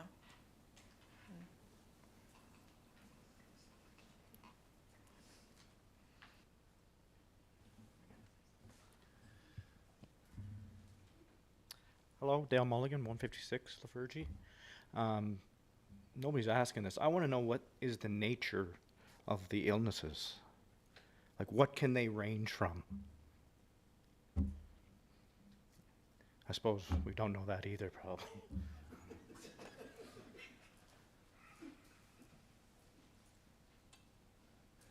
And as I said at the first, some of these questions, if we don't have the answers for this meeting, we'll report back on these things for the next one.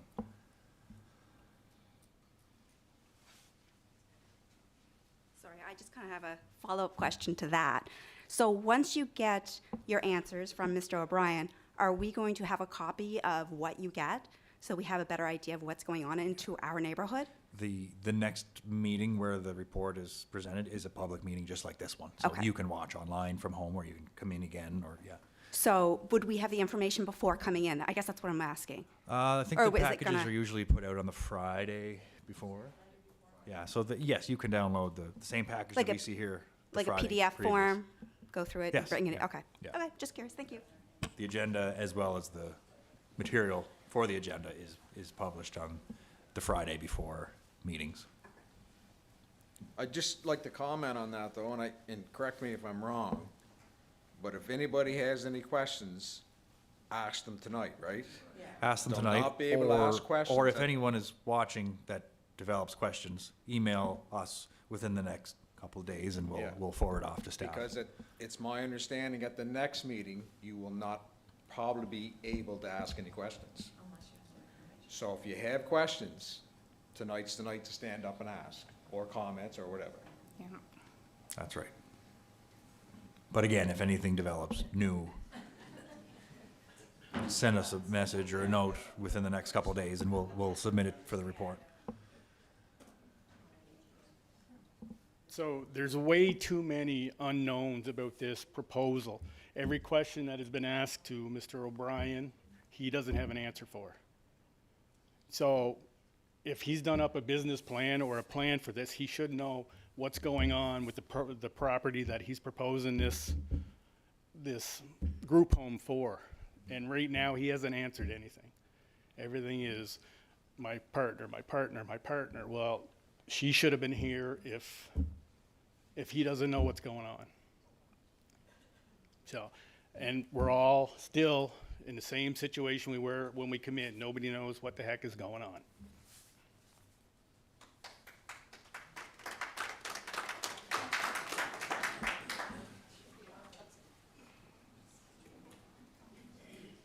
So as our next victim approaches, is this, Aaron and Linda, I know you're compiling questions and information as you always do. Are some of these, are we able to possibly, through Scott, get some of the answers that we may require from Deanne between now and that next meeting? Like, are you able to work with staff maybe to help get some of these answers that you yourself might not be able to answer tonight, that we will have for that? Okay.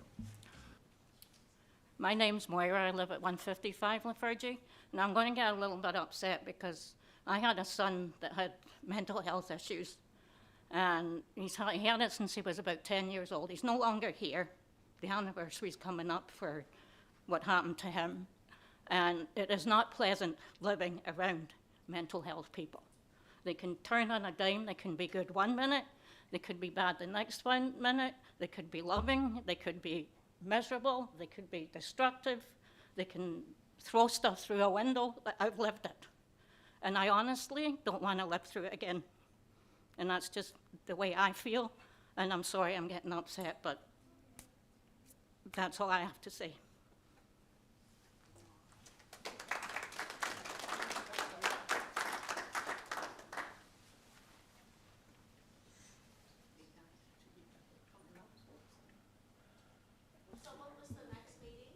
The next meeting, which is a planning board meeting, which is where these questions will be answered and the report will be given, is November 20th. And just based on the amount of interest, obviously, that we have, it'll most likely be at 5:30. It was possibly going to be 6, but we have another meeting that night, so November 20th at 5:30, we'll be meeting back here. Just to add to Councillor Morrison's comments there, between now and then, there's an opportunity for anyone who wants to make a phone call, send an email, send a letter. There's opportunities for the applicant to respond to any questions. All those will be compiled and to be put on the record for council when we consider the discretionary use application. So I understand that we have talked before about the frustration of the process, but it does always need to start somewhere. It is not over as of tomorrow. The opportunity was available for everybody, members of the public and the applicant, to respond or to provide further information that will then come to council's attention at least by the Friday before, and then planning board has to review all of those and consider all those against the factors that are set out in our bylaws. So I just wanted to make sure that was available for folks to be able to share that. Yeah. So I've worked at a long-term care facility for many years, and I know that one of the biggest issues we're having these days is staffing. So I'm just curious how a private place is going to staff a group home with RCWs when long-term care facilities are having a really difficult time getting people and paying high wages, which I'm sure that if it's going private, where there's a lot of places that, you know, like I'll just say like Andrew's Lodge, which is a lovely facility, but they do have people that they just take off the street and train them themselves. They don't have the actual official training that's required by the provincial government to work in a long-term care facility. So that was just something else I thought should probably be considered and we're having enough problems, sick calls, and it's just, I don't know how a small group home like that looks at staffing issues. That was just another question. Thank you.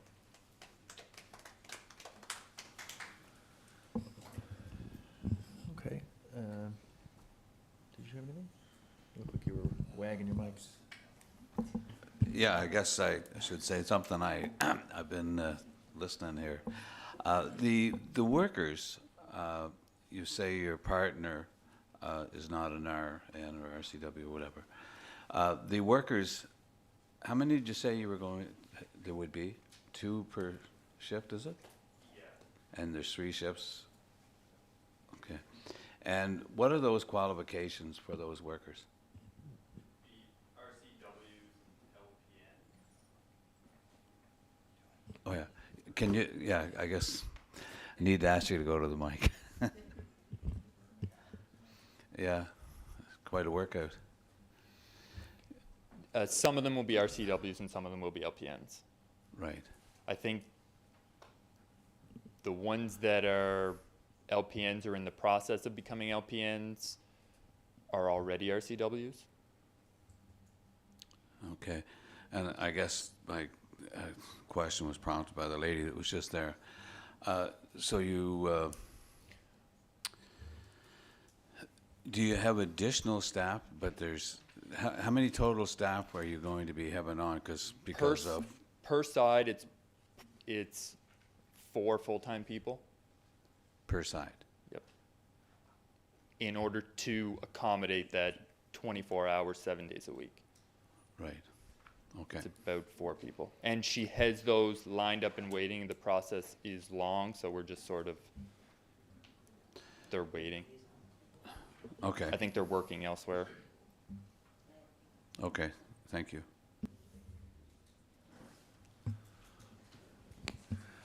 Okay, and I will, did you, your worship, have anything, or?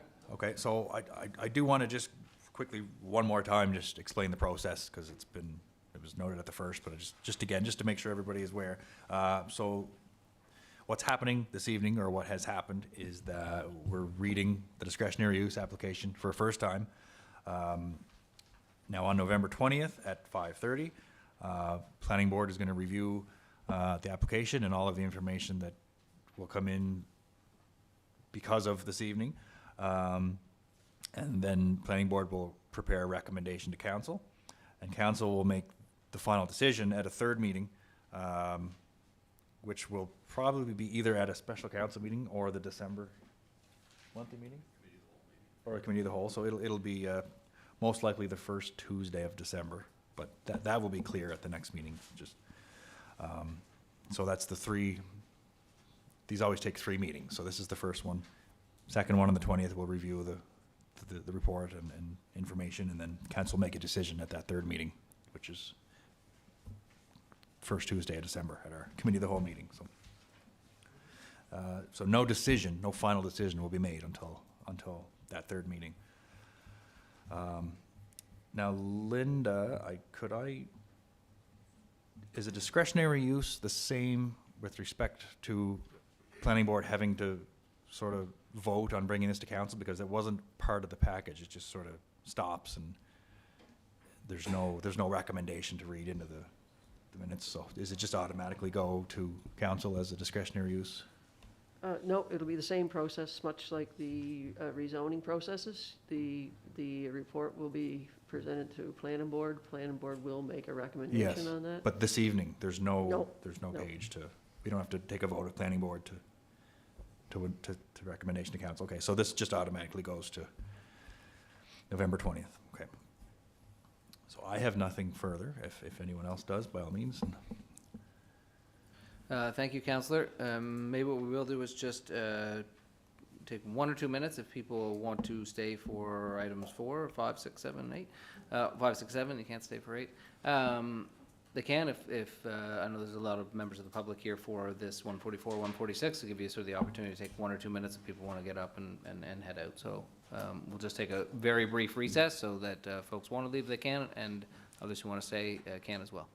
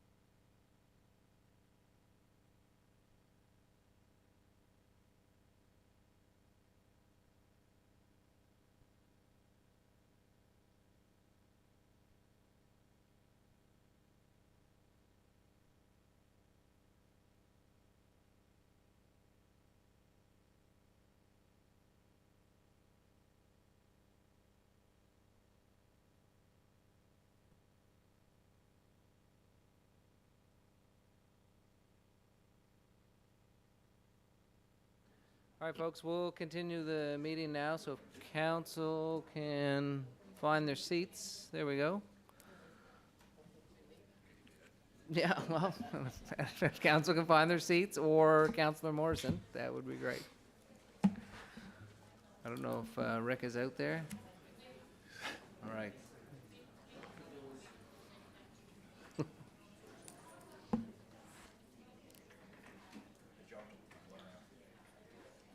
Thank you, Councillor.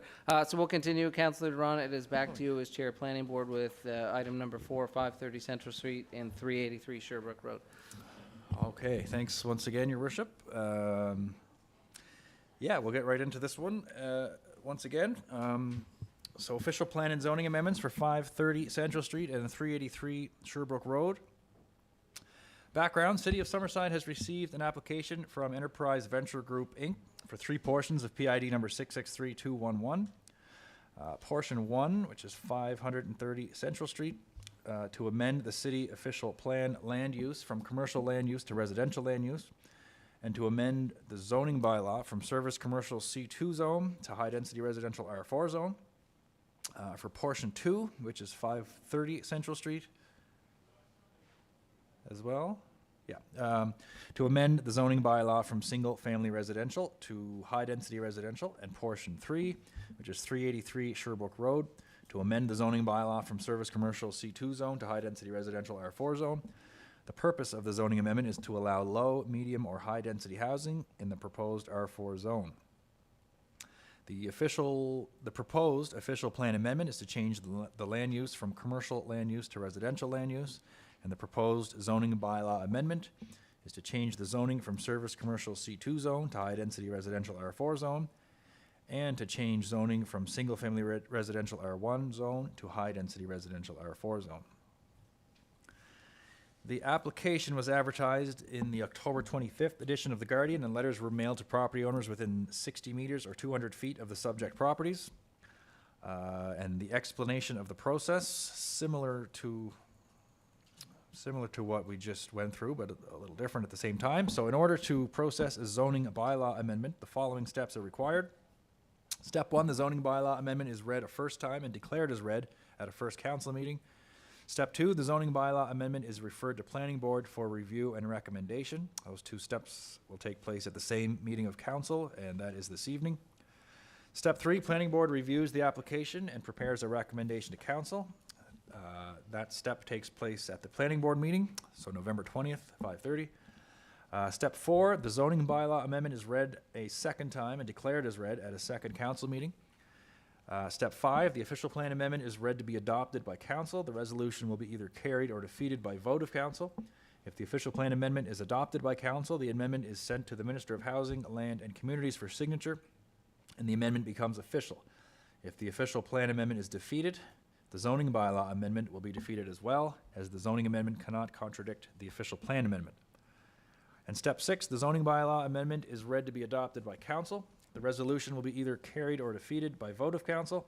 If the zoning bylaw amendment is adopted by council, it is sent to the Minister of Housing, Land and Communities for signature, and the amendment becomes official. Steps 4 to 6 take place at council's second meeting. Please note that in accordance with section 5.20 of the city zoning bylaw, any person who is dissatisfied by a decision of council in respect of the administration of this bylaw may appeal council's decision within 21 days to the Island Regulatory and Appeals Commission, IRAC. So the current zone, service commercial C2, the purpose of this zone is to provide for large and medium-sized commercial uses which need road frontage for ready vehicular access and advertising exposure. Permitted uses in the current C2 zone include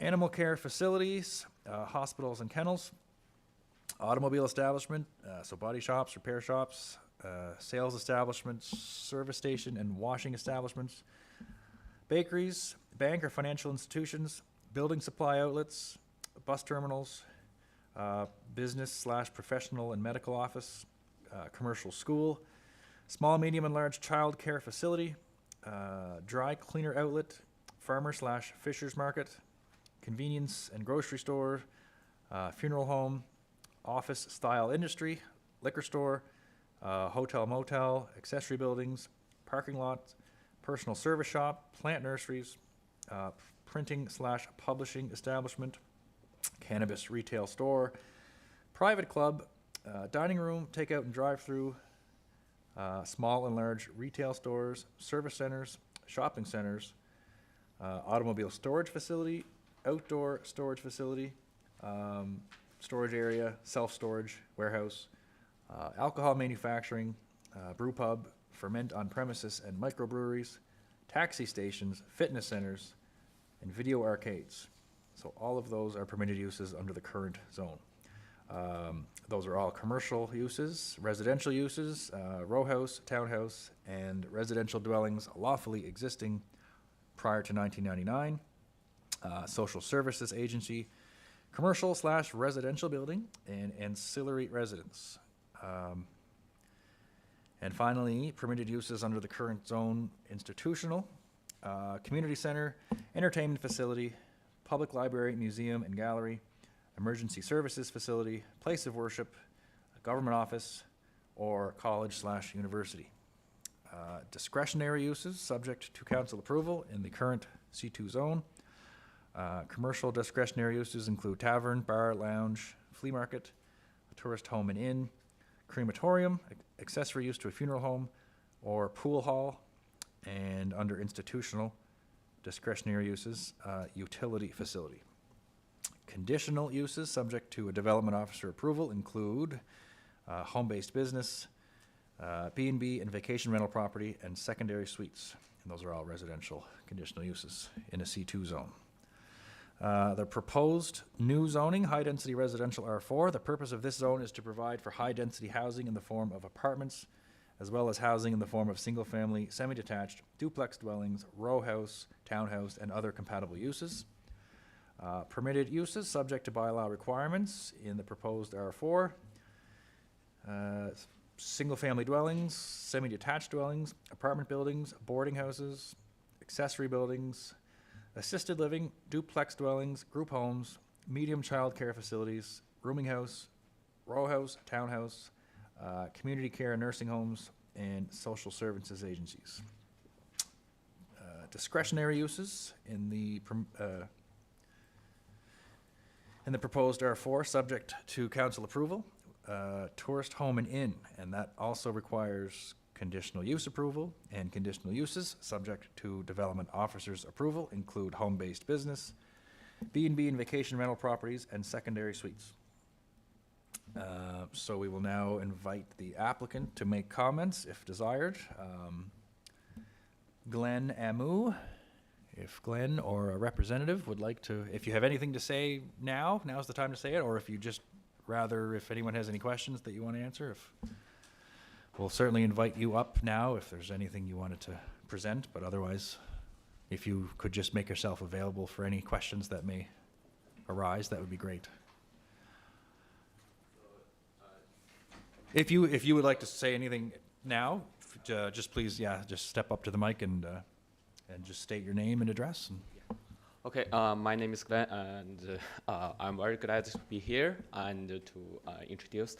Actually, for the purpose and here and is for this land, we want to rezone that is for develop some based maybe townhouse and semi and maybe 1 or 2 apartment. Actually, our purpose is to develop some affordable houses for the local people. That's our purpose. We don't want to run that as any other business, but just develop and building and for the local market, for the local people. That's our purpose. Because I'm already be here for over 6 years and built our own house in Stratford. But when I traveled to Summerside, I found that is a great place here, and here has potential to develop the business and for the local people, and it have a great future. And we think we could do a good business here, and want to build a great house and for the affordable house here, because lots of my friends is local guys and work for the developers, and we think that's a good opportunity for now, and we want to start our business for local and develop this area only for the most of them would be townhouse and semi, and maybe 1 or 2 apartments, maybe not. That depends in the future. The designer is also a great designer for local. Already makes design for I think over thousands in the island. So hope it can result successful, and we could make a great property for local people. Thank you. Okay, thank you very much. Does anyone have any questions, either from the public or from council for Glenn? I think it's sort of advantageous in that it's an area that isn't quite developed as a residential area yet, so there's likely less impact on current residents, so that's certainly good to see. If not, we will just, yes, if you could please just state your name and address and. Hi there, my name is Jerry Rambosek. I live 531 Central Street, right across the property there. And just like a previous case, I noticed that there's no concrete plan what's gonna be building there. Maybe, maybe not. How can we support something which we're not sure of what's gonna be built there? It could be, from what I saw on the list, it could be anything. You talk about the apartment building, you talk about the townhouses, but nobody said it's strictly residential. What if it can be converted in group living, just like we heard in previous case here? So there is no guarantee of anything. I mean, I know this is a first step. Yeah. Yeah. But without really details, what's gonna be there, I don't think, at least my family cannot support it. Thank you. So the only way I can currently answer that is just to refer back to what we just read, and that it is currently a C2 commercial. So all of those items that I went through, bus terminal, funeral home, tons of them. Those are all things that can be put there as of right today. So the intent is to rezone it from that to strictly residential. So, I mean, I won't go through them all again, but I mean, there's commercial schools, dry cleaner, like there's a very large list of things that can go in there as of right today. Councillor Doiron, the piece you're talking about is the top, on your screen, the top right. That's the piece that's commercial, that has the wider range. The 2 larger parcels are R1. Yeah, okay. Just for clarifying. This current application, yeah. The top part is currently C2, and yes, there's a wide range of topics. The rest of it, R1 to R4, has a I'll say a smaller group of current ones. Sure, yes, yeah. Just for clarity, yeah. Yeah, thank you. Just for clarity, Aaron, that C2, that is right across from, what's the name of that dead-end street? Lockers. Oh, Waverly? Waverly, right? Yeah. No, Waverly is right down there. The bottom of that is Waverly. Yeah. Lockhart's Esso up at the corner. Yeah. There's still a little strip of land. This property does not go all the way to Route 2. Behind that yellow sign, that yellow, there's a strip that's not part of this. Okay, gotcha. Yeah. So Lockhart's would be on the right-hand side, and then, as is noted there, like, there's 2 or 3 houses with the little black dots as far as individual civic numbers, and then that's Waverly Court, turned in there with probably 6 to 10 houses in there. Yeah, thank you. Aaron, was there any proposed design of the subdivisions or anything submitted with it? Nothing to date, as they stated. They're looking at semis or semis or row housing, and with possibility of a couple. We heard the same information you heard at a previous meeting when they were inquiring about the services and location of the property. Right, okay, thank you. And when it comes, if the time comes when these 3 parcels need to be subdivided for smaller lots, for semis or duplexes, that has to come to council again for a subdivision approval. Hi, my name is Myron Boyce. I live at 529 Central. Are this structure that's going to be built on this property, are they going to have all septic systems? I will turn that over to Aaron. Part of the It's all response city. back will be from the staff that look at the water and sewer as well as servicing. So they'll be providing them comments back of where the closest servicing is and where they would have to, but no, they would have to bring in a central sewer system. Because my property is right on Waverly Corner and Central. And the people on that street have been fighting for years for a sewer system. And they come in and they filled in the ditches. And that's all they did. All we have is the city water. So now they've got the Honda dealer down below. I'm sure they're going to get. The Honda dealer, as part of their development, have to bring sewer from Walker up to their development as part of their development. We're not very far from the Honda dealer from our place. No, I'm just saying that as part of that development, they're required to bring sewer up to that development. Yeah. Just as part of this development, they'll be required to bring sewer up to their development. And you were saying like some of the developments that's going to be put into this area, like could it be like a two-way house? No, we don't want that. Same as what the people on Lefurgey were after. We don't want that there. You know, it's everybody has their own opinion on that, and I think each and every one in the room has got their own opinion on if you want to live next door to it. So, but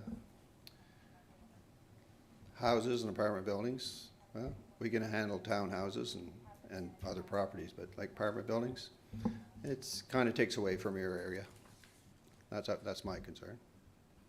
Yeah, and like I say, I'm right across from the property that's going to be developed in that area. And I know it's going to be developed so years to come. That's where Comptons did all their farming. Now, whether Compton owns it or not, they probably leased their land for farming. I don't know.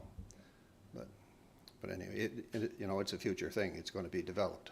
But like I say, we don't want things in there that's going to disrupt our lives or the sale of our homes or our properties or value of our properties. Yeah. Thank you very much. Just on that note, where you had referenced for years they've been wanting to get sewer or septic in that area. In theory, if this was to be approved, sewer runs down closer, that should make their case to get tied into city sewer easier? That'd be more accessible. We would review, the design would be done by an independent, not by staff. Whoever's going to develop this would have their own designers. Same as the Honda dealership wasn't a city-led sewer system. It was done by an outside designer for the Honda dealership, just like these people would. Now, if the gentleman says he lives across the street and they're servicing one side of the street, the sewer system would be able to theoretically be connected to the existing houses that are there.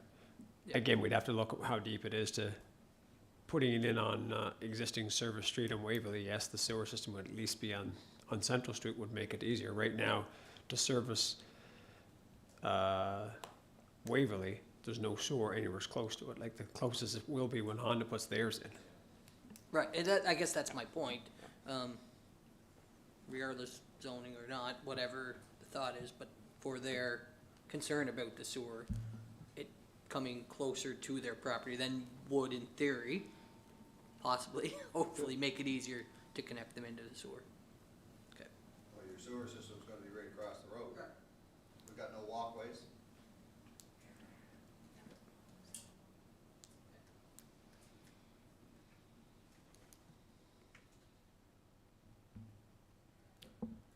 Okay, anyone else? And a lot of that, the water capacity and that sort of thing will all be outlined in the report. Correct.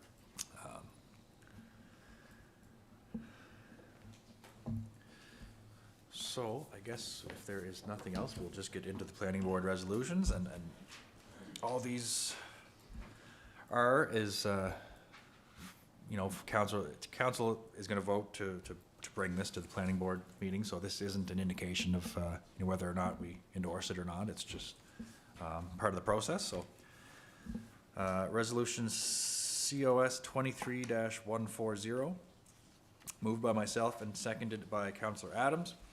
Whereas an application was received from Enterprise Venture Group, Inc. for a zoning amendment for a portion of PID number 663211, 530 Central Street, from Service Commercial C2 Zone to High Density Residential R4 Zone under the City of Summerside Zoning Bylaw. Be it resolved that zoning amendment 0378C2 be hereby declared as read a first time. And Schedule B is attached, zoning amendment 0378C2, a bylaw to amend the City of Summerside Zoning Bylaw. The Council of the City of Summerside, under authority vested in it by Section 18 and Section 19 of the Planning Act, RSPEI 1988, Cap P-8, hereby annex as follows. The zoning for a portion of PID number 663211, shown on Schedule B of the City of Summerside Zoning Bylaw, is designated as high-density residential R4 zone, hereby excluding it from its former designation of Service Commercial C2 zone. Thank you, Councillor. We have resolution COS 23-140 on the floor. Are there any other further comments or questions from council? Hearing none, we will call for a vote. All in favor, please indicate by saying aye. Aye. Any opposed? Hearing none, the resolution is passed. Councillor? Resolution COS 23-141, moved by myself, seconded by Councillor Rick Morrison. Whereas an application was received from Enterprise Venture Group, Inc. for a zoning amendment for a portion of PID number 663211, 530 Central Street, from Service Commercial C2 Zone to High Density Residential R4 Zone under the City of Summerside Zoning Bylaw. And whereas zoning bylaw amendment 0378C2, a bylaw to amend the City of Summerside zoning bylaw, was read and declared as read a first time at this council meeting. Be it resolved that zoning bylaw amendment 0378C2, a bylaw to amend the City of Summerside zoning bylaw, be hereby referred back to the planning board for review and recommendation. Resolution COS 23-141, moved by Councillor Doiron, seconded by Councillor Morrison, is on the floor. Last opportunity for comments, questions from council. Hearing none, we'll move to a vote. All in favor of the resolution, please indicate by saying aye. Aye. Any opposed? Hearing none, the resolution is carried. Resolution COS 23-142, moved by myself and seconded by Councillor Norma McColman. Whereas an application was received from Enterprise Venture Group, Inc. for a zoning amendment for a portion of PID number 663211, 530 Central Street, from single-family residential R1 zone to high-density residential R4 zone under the City of Summerside zoning bylaw, be it resolved that zoning amendment 0378R1 be hereby declared as read a first Schedule B, zoning amendment 0378R1, a bylaw to amend the City of Summerside zoning bylaw. The Council of the City of Summerside, under authority vested in it by Section 18 and Section 19 of the Planning Act, RSPEI 1988, Cap P-8, hereby annex as follows. The zoning for a portion of PID number 663211, shown on Schedule B of the City of Summerside zoning bylaw, is designated as high-density residential R4 zone, hereby excluding it from its former designation of single-family residential R1 zone. Resolution COS 23-142, moved by Councillor Doiron, seconded by Councillor McColman, is on the floor. Last opportunity for questions, comments from council. Hearing none, we'll call for a vote on the resolution. All in favor, please indicate by saying aye. Aye. Any opposed? Hearing none, the resolution is carried. Three more. COS 23-143, moved by myself and seconded by Deputy Mayor Snow. Whereas an application was received from Enterprise Venture Group, Inc. for a zoning amendment for a portion of PID number 663211, 530 Central Street, from single-family residential R1 zone to high-density residential R4 zone under the City of Summerside zoning bylaw. And whereas zoning bylaw amendment 0378R1, a bylaw to amend the City of Summerside zoning bylaw, was read and declared as read a first time at this council meeting.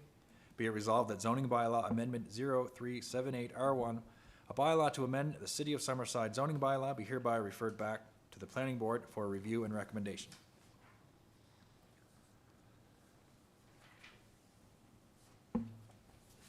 Thank you, Councillor. Sorry, I didn't know if there was a second page. Resolution COS 23-141, moved by Councillor Duran, second by Councillor Snow, is on the floor. Any further comments or questions from council? 143. 143, thank you, Councillor Adams. Hearing none, I'll now call for a vote on Resolution COS-143.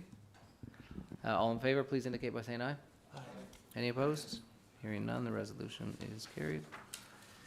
COS 23-144.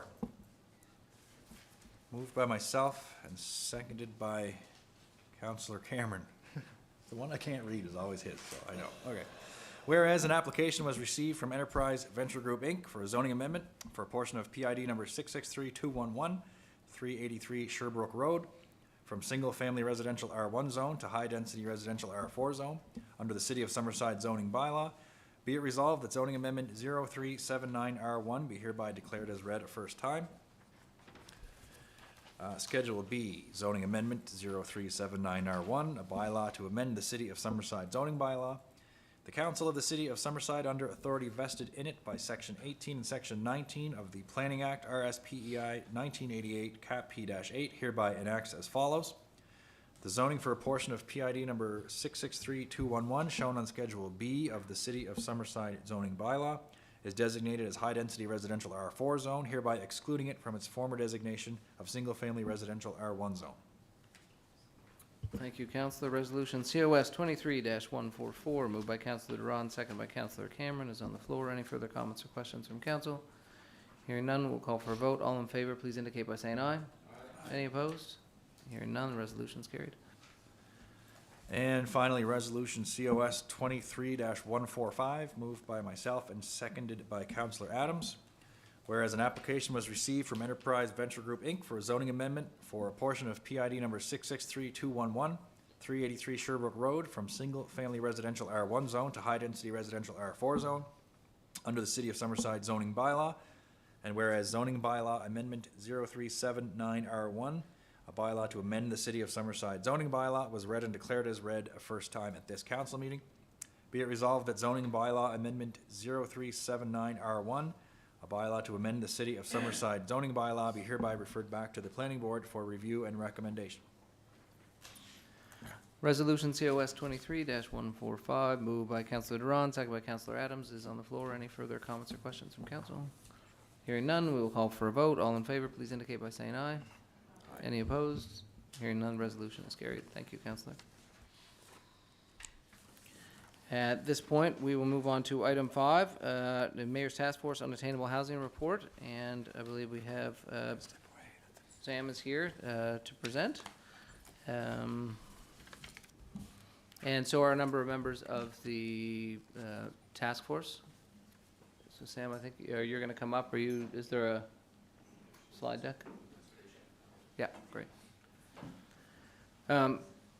Maybe before you start, Sam, I just sort of repeat my comments I made at the last Housing Task Force meeting, directed to all of the individuals who participated and members of the public who provided comments, but in particular the members of the task force who put in your time, your thoughtfulness in a very tight, condensed period of time, worked incredibly well together, worked well with staff and with the city, and have brought forward what I think are bold and transformative recommendations.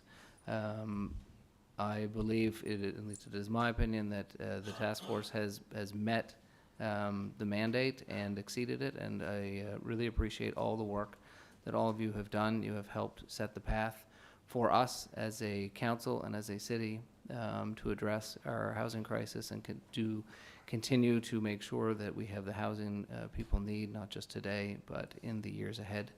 I do believe that Summerside is in a period of change and transformation. We have had a few over the course of our history. We are certainly in the middle of one now as we experience growth, but it is much better to be managing the pressures of growth than those of decline. And the work that you have done will help this council and will help inform this council as we move forward. And I want to say thank you very much. I've read the report a few times, and I'm looking forward to your presentation, Sam, and then we'll be discussing how we go about getting things implemented next. So over to you. Great, thank you. are using someone else's system, it always takes a second. So you have the report and have had a chance to review it. So we'll just be giving you a brief overview of what we were asked to do, what the task force did, and then a high-level overview of the recommendations and findings, and then the next step for council. As the mayor mentioned, the task force was mandated to bring forward ideas for policy options to increase the supply, density, and variety, not just for today, but for the future for the city, and largely to inform a new housing supply strategy for the city, most of which could be incorporated into the official plan and land and zoning bylaw as it's reviewed and updated over time, as well as metrics, so being able to measure what it is that we're identifying. The task force met for the first time in April, and that meeting we focused on identifying what the issues were for the city, for the residents of the city, and for those who are involved in creating housing.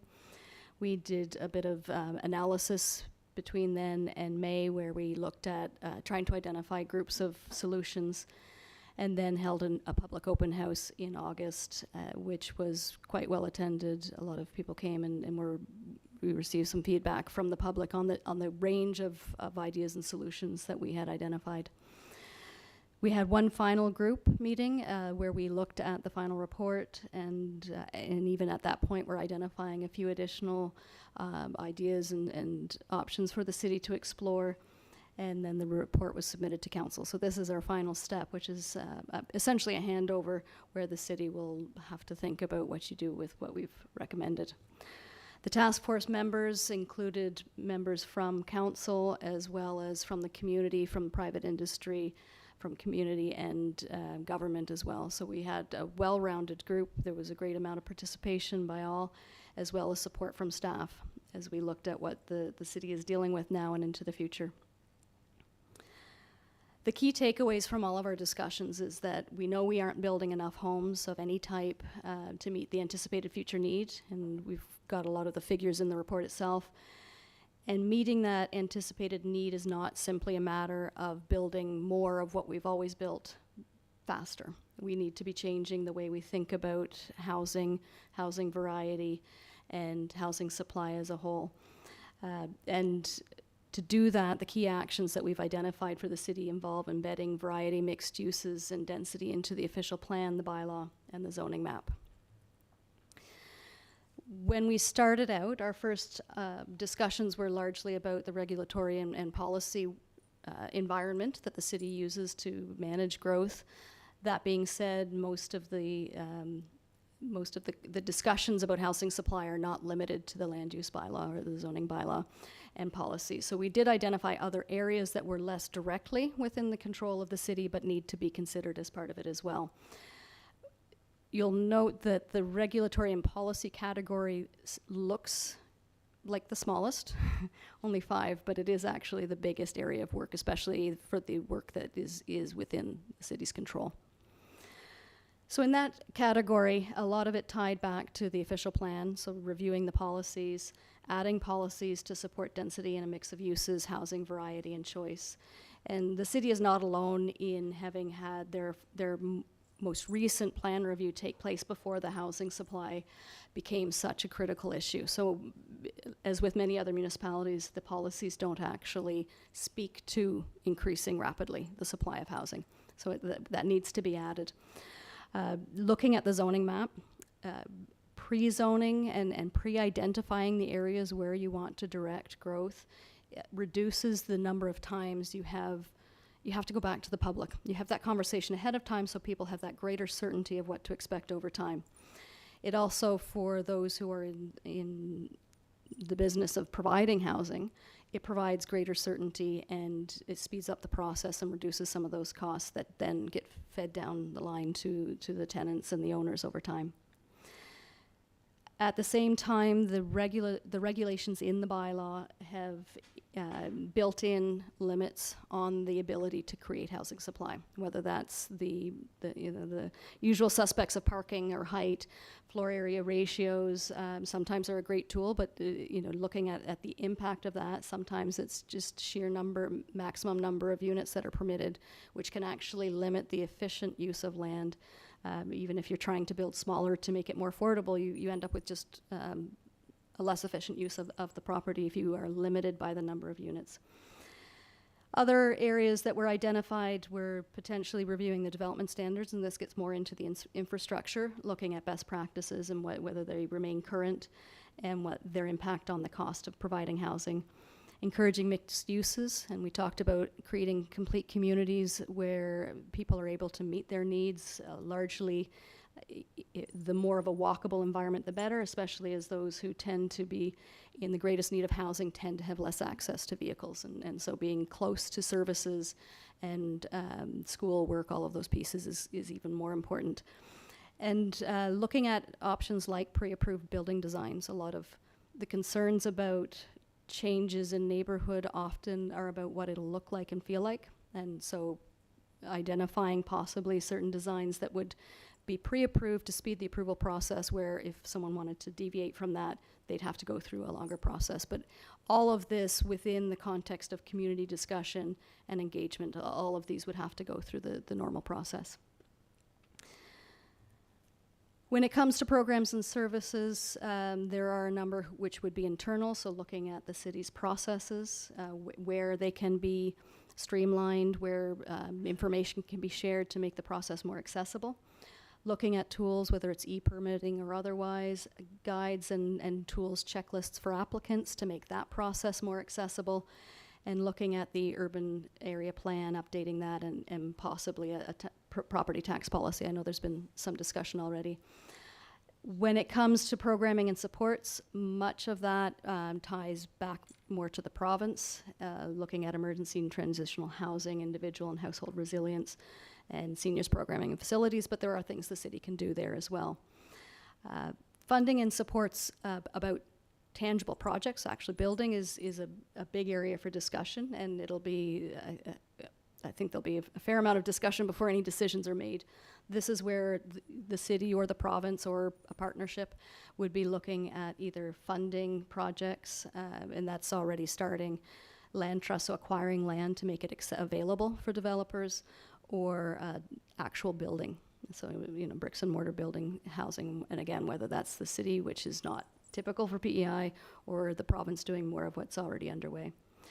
And then really within the purview of the province, we looked at more options where the province would be the landlord of specific units within new projects, so that they can have more direct control over time, that the units remain affordable.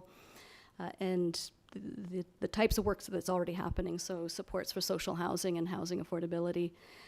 We did discuss the needs of the most vulnerable, and we know that this has been a touchy subject across the province, and we're still all trying to find the right way to approach it, but there is a local need, and the ability of those most vulnerable in the city being able to receive services locally rather than having to go to Charlottetown. For the industry and private sector, and we did have parties around the table at the task force who brought those perspectives, we talked about creating more housing variety within projects, thinking about new technologies, whether it's, you know, modular buildings or otherwise. One of the biggest barriers can be expanded access to financing, especially with the changing environment we're in today, and alternate financing models. So Habitat for Humanity is an example of different ways of funding housing development.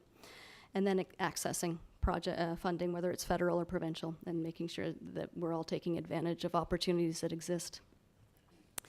On the community side, we talked a lot about community outreach and engagement and communication, having the conversations about how we actually go the next step to meeting the needs of residents. Ongoing public-private dialogue, so ensuring that the development community is aware of council and the community's needs, but also that the council and the community are aware of some of the realities of creating market housing. We also talked about continued intergovernmental dialogue and action, and other areas that are less direct but more about advocacy, so looking at immigration policy and bringing in skilled labor to help with the creation of housing, whether it's taxes or legislative changes with the Planning Act, a number of areas where the city can take action through advocacy.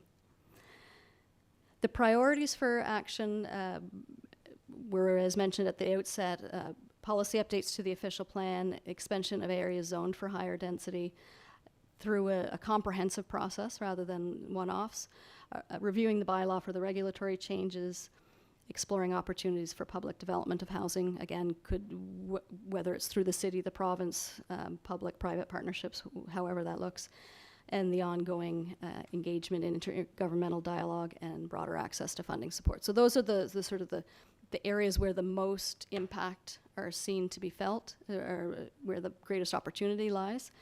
But at this point, it really is for the city to look at the range of ideas that were identified, the steps that are included in the report. So we try to identify who might be the lead, what some of the inputs might be, what are the other considerations. And we did identify metrics for them at least in terms of a first step. But these are still very high-level recommendations. The idea at this point is it gives council somewhere to start, and then you would want to look at these and explore them more fully, see which ones actually do appeal or seem to be the most, provide the greatest opportunity to meet the housing need. And then you would go further to actually explore them, design, whatever it would take to take it to the next step. So this is really just the launch pad for the city's work on creating housing. So I guess with that, we'll open it up. I don't know if you have any questions for the task force or comments, or if the task force wants to add anything.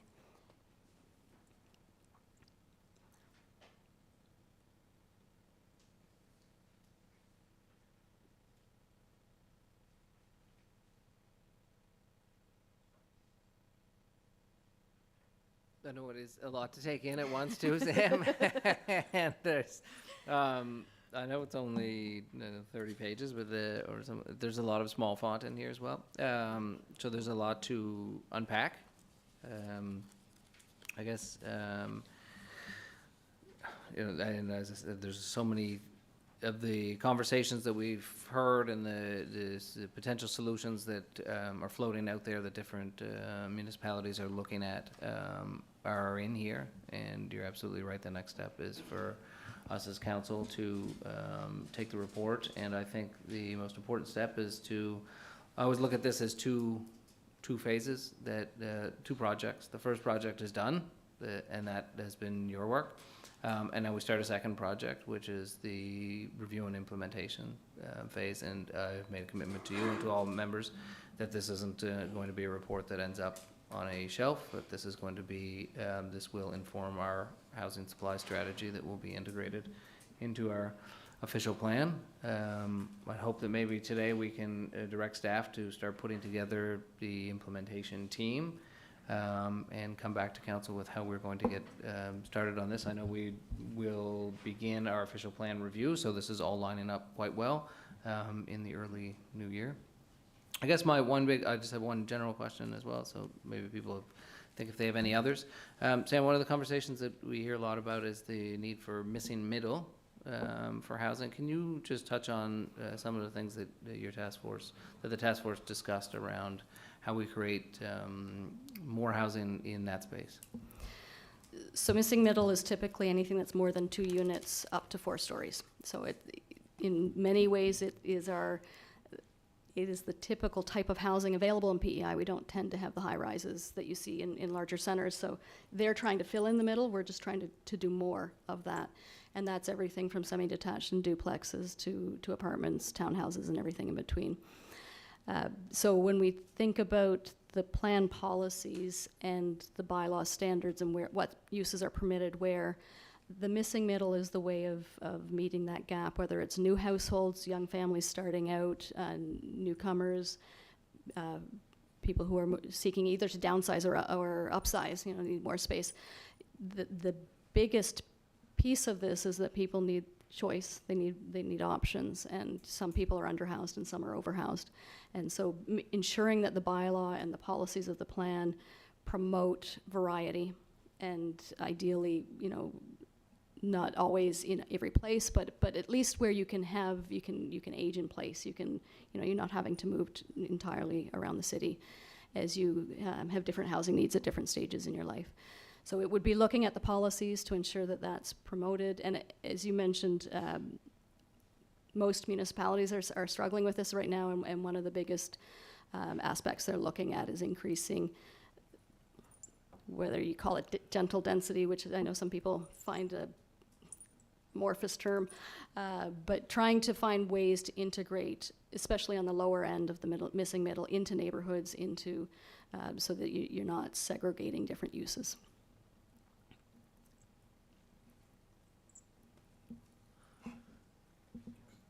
Okay, thank you. And thank you, Sam, for the presentation. I was certainly honored to have been appointed to such an important undertaking.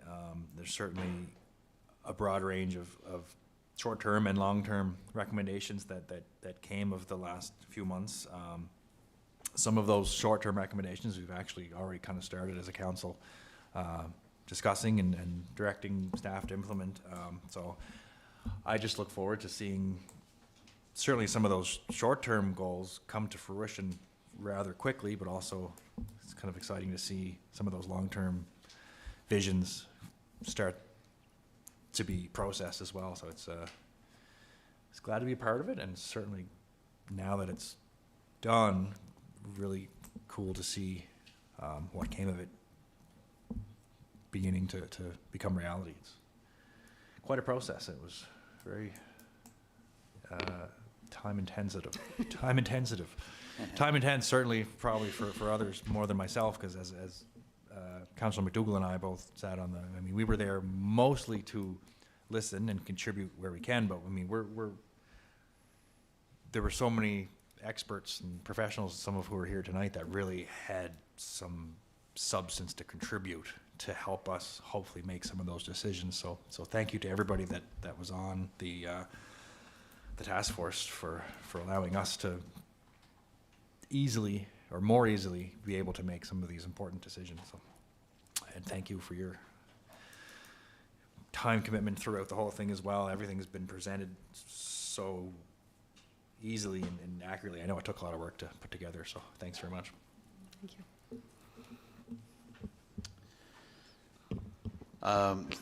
Thank you, Sam. I could almost say ditto, but I was really pleased to be part of the process, and it was really interesting to sit around the table and to get the conversation and listen to the conversation going on and get everybody's input. And it was great because there was a lot of great people around the table. A lot of people spoke their mind, and a lot of great things come out of it. And you did a great job putting it together. The world is changing. Summerside is changing. We are changing faster than probably a lot of us want to. But, you know, if you're not changing, you're standing still. If you're standing still, you're going backwards. So we need to grab this document, and like the mayor says, it can't go on the shelf. It needs to be dealt with right away. Thank you.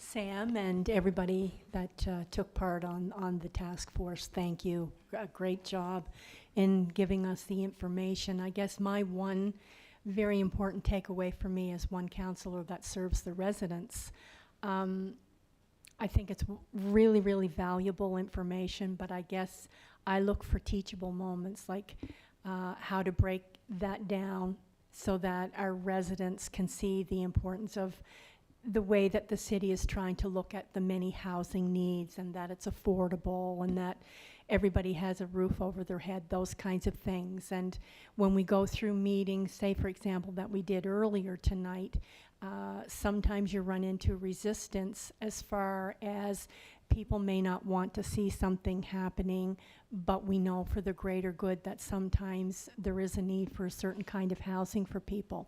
So I guess my question to you is the challenge for us as councillors: how do we take all of that information, and there is a lot of it, and it's all professional, but I work with everyday people, and I want to make sure that I can dispel all of that information. So how do we do that? I don't have the recommendation number in front of me, but it is the one about community engagement, and it would be a long-term project, and again, you're not alone in struggling to have those conversations, and to, because as mentioned, PEI is changing so much faster than we're used to. One piece that often helps is when you ask people whether they know someone, whether it's themselves or a family member or a friend who is either looking for housing or will be needing housing.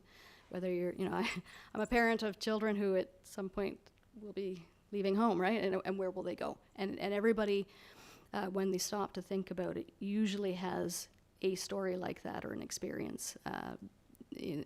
Whether it's a parent who is struggling to find somewhere as they age. So that's part of it, is putting the face to it, that everybody needs somewhere to live, and we need to be thinking about what that looks like, and it's not going to be the same for every person or every family or every household. Those needs are different, but it is an ongoing conversation, and I think that's why it's one of the recommendations, and it would be a process over time.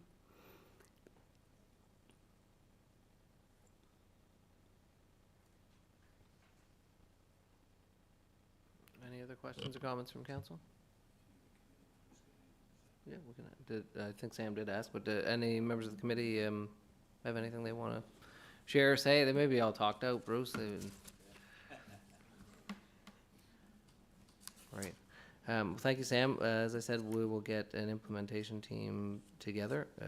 This work will help inform and direct our official plan review that is happening next year. And on this, as there are no easy answers or silver bullets on how to address the lack of attainable housing in our community. You have given us a whole bunch of options and things that we need to be doing and looking at. And certainly there will be difficult decisions. It was a bit of a welcome to our world. I know you were here for an extra hour tonight, but there are tough political decisions, but they are tough policy decisions as well. But I've learned a lot from this council.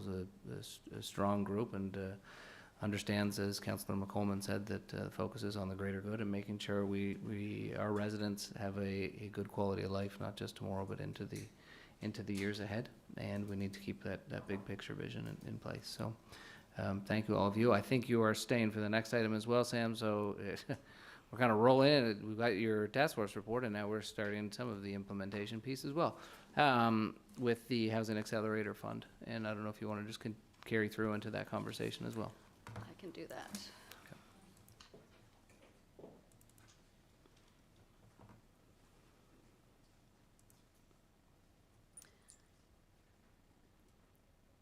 So the other piece that, if you're ready, that I've been asked to brief you on tonight is the city's application to the Housing Accelerator Fund that is currently underway with CMHC, Canadian Mortgage and Housing Corporation.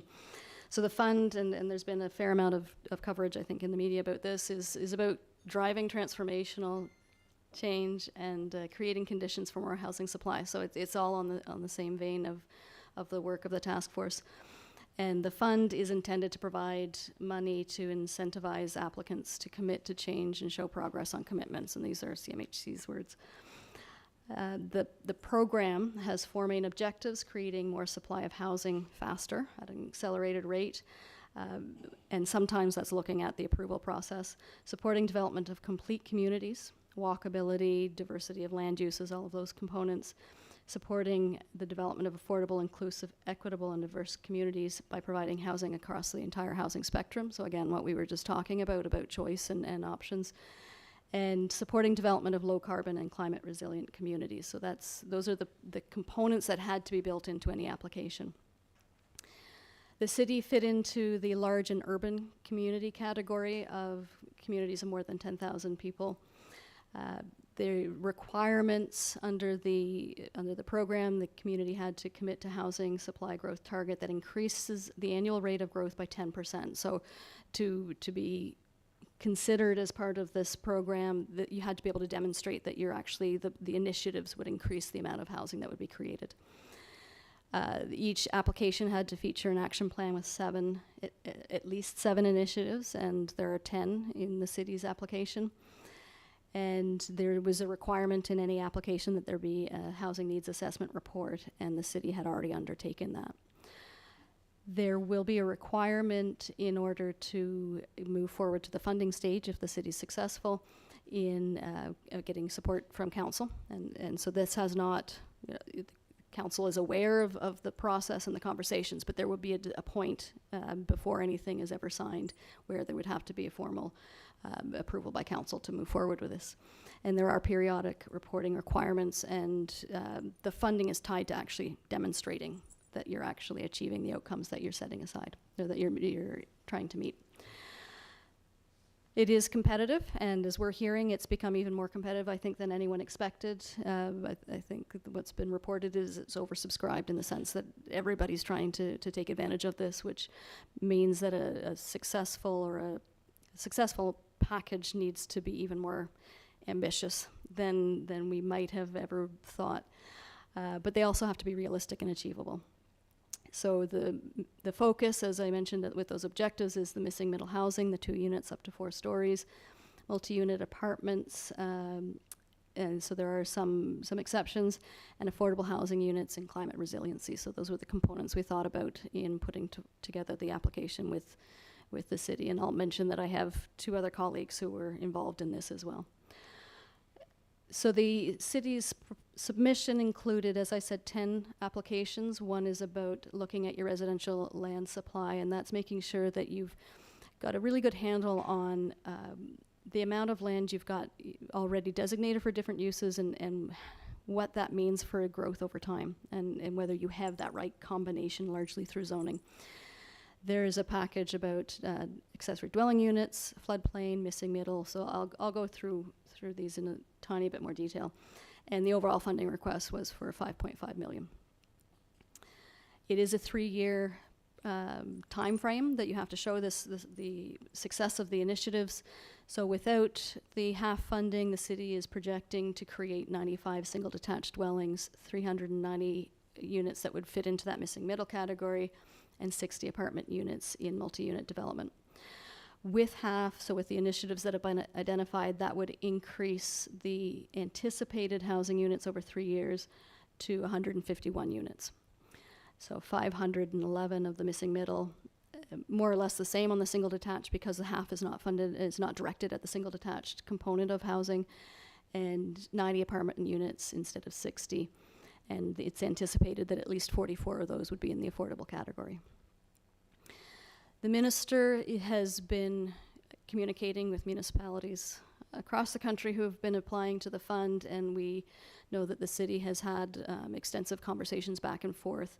So our indications are that the minister is quite enthusiastic for the city's proposal, that there are still 3 specific requests that have been identified. And so we've built those into, and actually were quite compatible with the initiatives that had already been identified. So as I mentioned, one of the proposals is a residential land supply study. There's an initiative around accessory dwelling units, and this was one of the specific areas where there was an identified request for a change or an adjustment to the city's proposal, and that was around reducing further restrictions on accessory dwelling units on existing residential lots. So the initiatives identify several ways that the city will be able to do that. And part of this one does involve, funded through the HALF program, an incentive program to assist people in putting in the accessory dwelling units. Floodplain mapping would be to try to build in the flood information we already have in the province with the city's planning framework. Developing a program on the missing middle side to incentivize the construction of those types of units. And this is one of the other areas, or 2 of the other areas where the federal government came back with some specific comments, and they were looking to end exclusionary zoning, which we've been hearing about everywhere, like across the country with anyone who's involved in one of these applications. But the specific request is to enable 4 units as of right across the city. What has been acknowledged is that doesn't mean every parcel is suitable for 4 units or would necessarily be developed with 4 units, and especially if we look at something like flood or infrastructure constraints, there will be conditions where it wouldn't be suitable, but setting that up, and that is a condition that we're seeing from anyone who's involved with these applications. The other component was increasing densification around post-secondary institutions, and that fits quite nicely with everything else we've been talking about. These sorts of changes would likely be a first action and really an important target for 2024. So though, we need to be thinking about the staging of the different initiatives. The east-west growth corridor, there we looked at amending the zoning map to ensure that this accommodates higher density uses, looking at active transportation linkages, public service extensions, and other amenities, and it's a 2-year time frame. So it's building into what the city's already planning on. And then looking at initiatives that would partner with the province or not-for-profit organizations and agencies for housing for vulnerable populations. And there are certain locations, whether they're provincially owned or otherwise, that might be suitable locations where that conversation could start, and the application involves funding that would go towards incentivizing some of those units. And then other options include redevelopment of existing properties, and again, funding under the program would assist with that. Did talk quite a bit in that about establishing design guidelines and expectations for mixed-use development, so that there are still some parameters on what that looks and feels like over time, so that that can be managed. And then incentivizing multi-unit modular dwellings. So the example that we tend to look to is the Fitzroy Street development in Charlottetown that was partly through the province and CMHC, but they were bringing in each unit as a modular and putting it together quite quickly. So there is an incentive program initiative with that. And there's the finished product in Charlottetown. And that only took 2 years from a concept to completion. So it is an example of a way to do rapid housing. There's also, this is the 9th initiative that was included in the application, is a climate change adaptation plan. So looking at the city's climate change risk and building that into your plan policies and your zoning bylaw to make sure that you're managing as there is new development or as properties are redeveloped, that they're done in a way that reduces that climate change risk over time. And finally, density bonusing for affordable units. So looking at ways to help applicants, developers, property owners introduce small amounts of affordable units into the housing supply. We'll note that we included 10 initiatives with the application. There's no guarantee that all 10 would be approved in the final package, that would be something that the federal government would be looking at, whether it's 7 or 10 or somewhere in between there. So that's the overview. We're still waiting for final decision from CMHC and the minister, but the indications are very positive. And the next step, once we know where that goes, is that this council would have to decide whether or not they do actually want to proceed with the application that's been submitted.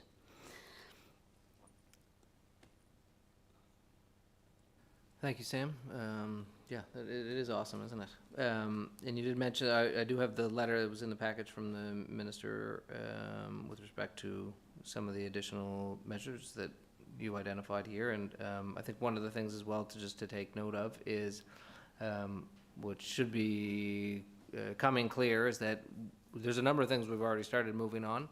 And in case if you go anywhere in Summerside today, you see construction, and we are building, I think there's maybe 400 units under construction right now here in our city. We're certainly well beyond any type of building permit value we've ever had before here in the city, and I think we're sitting at, the last count was at $90 million for last year.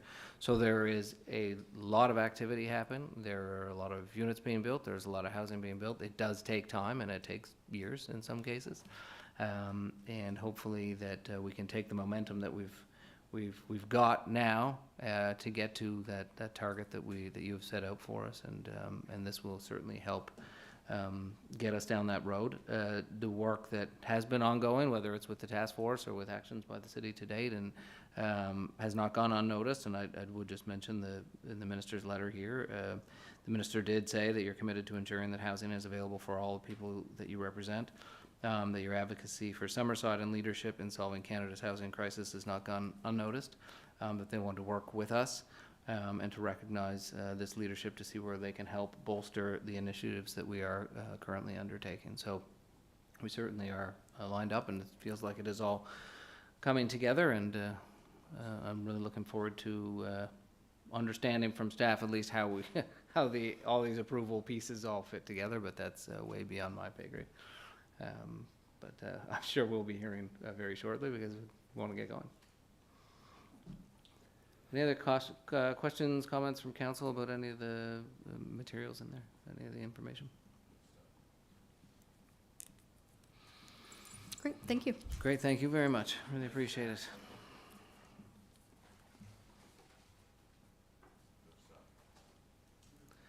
Yeah, that's the end of our public component of our meeting. We have one in-camera item. Thank you again, everybody, and thanks for your patience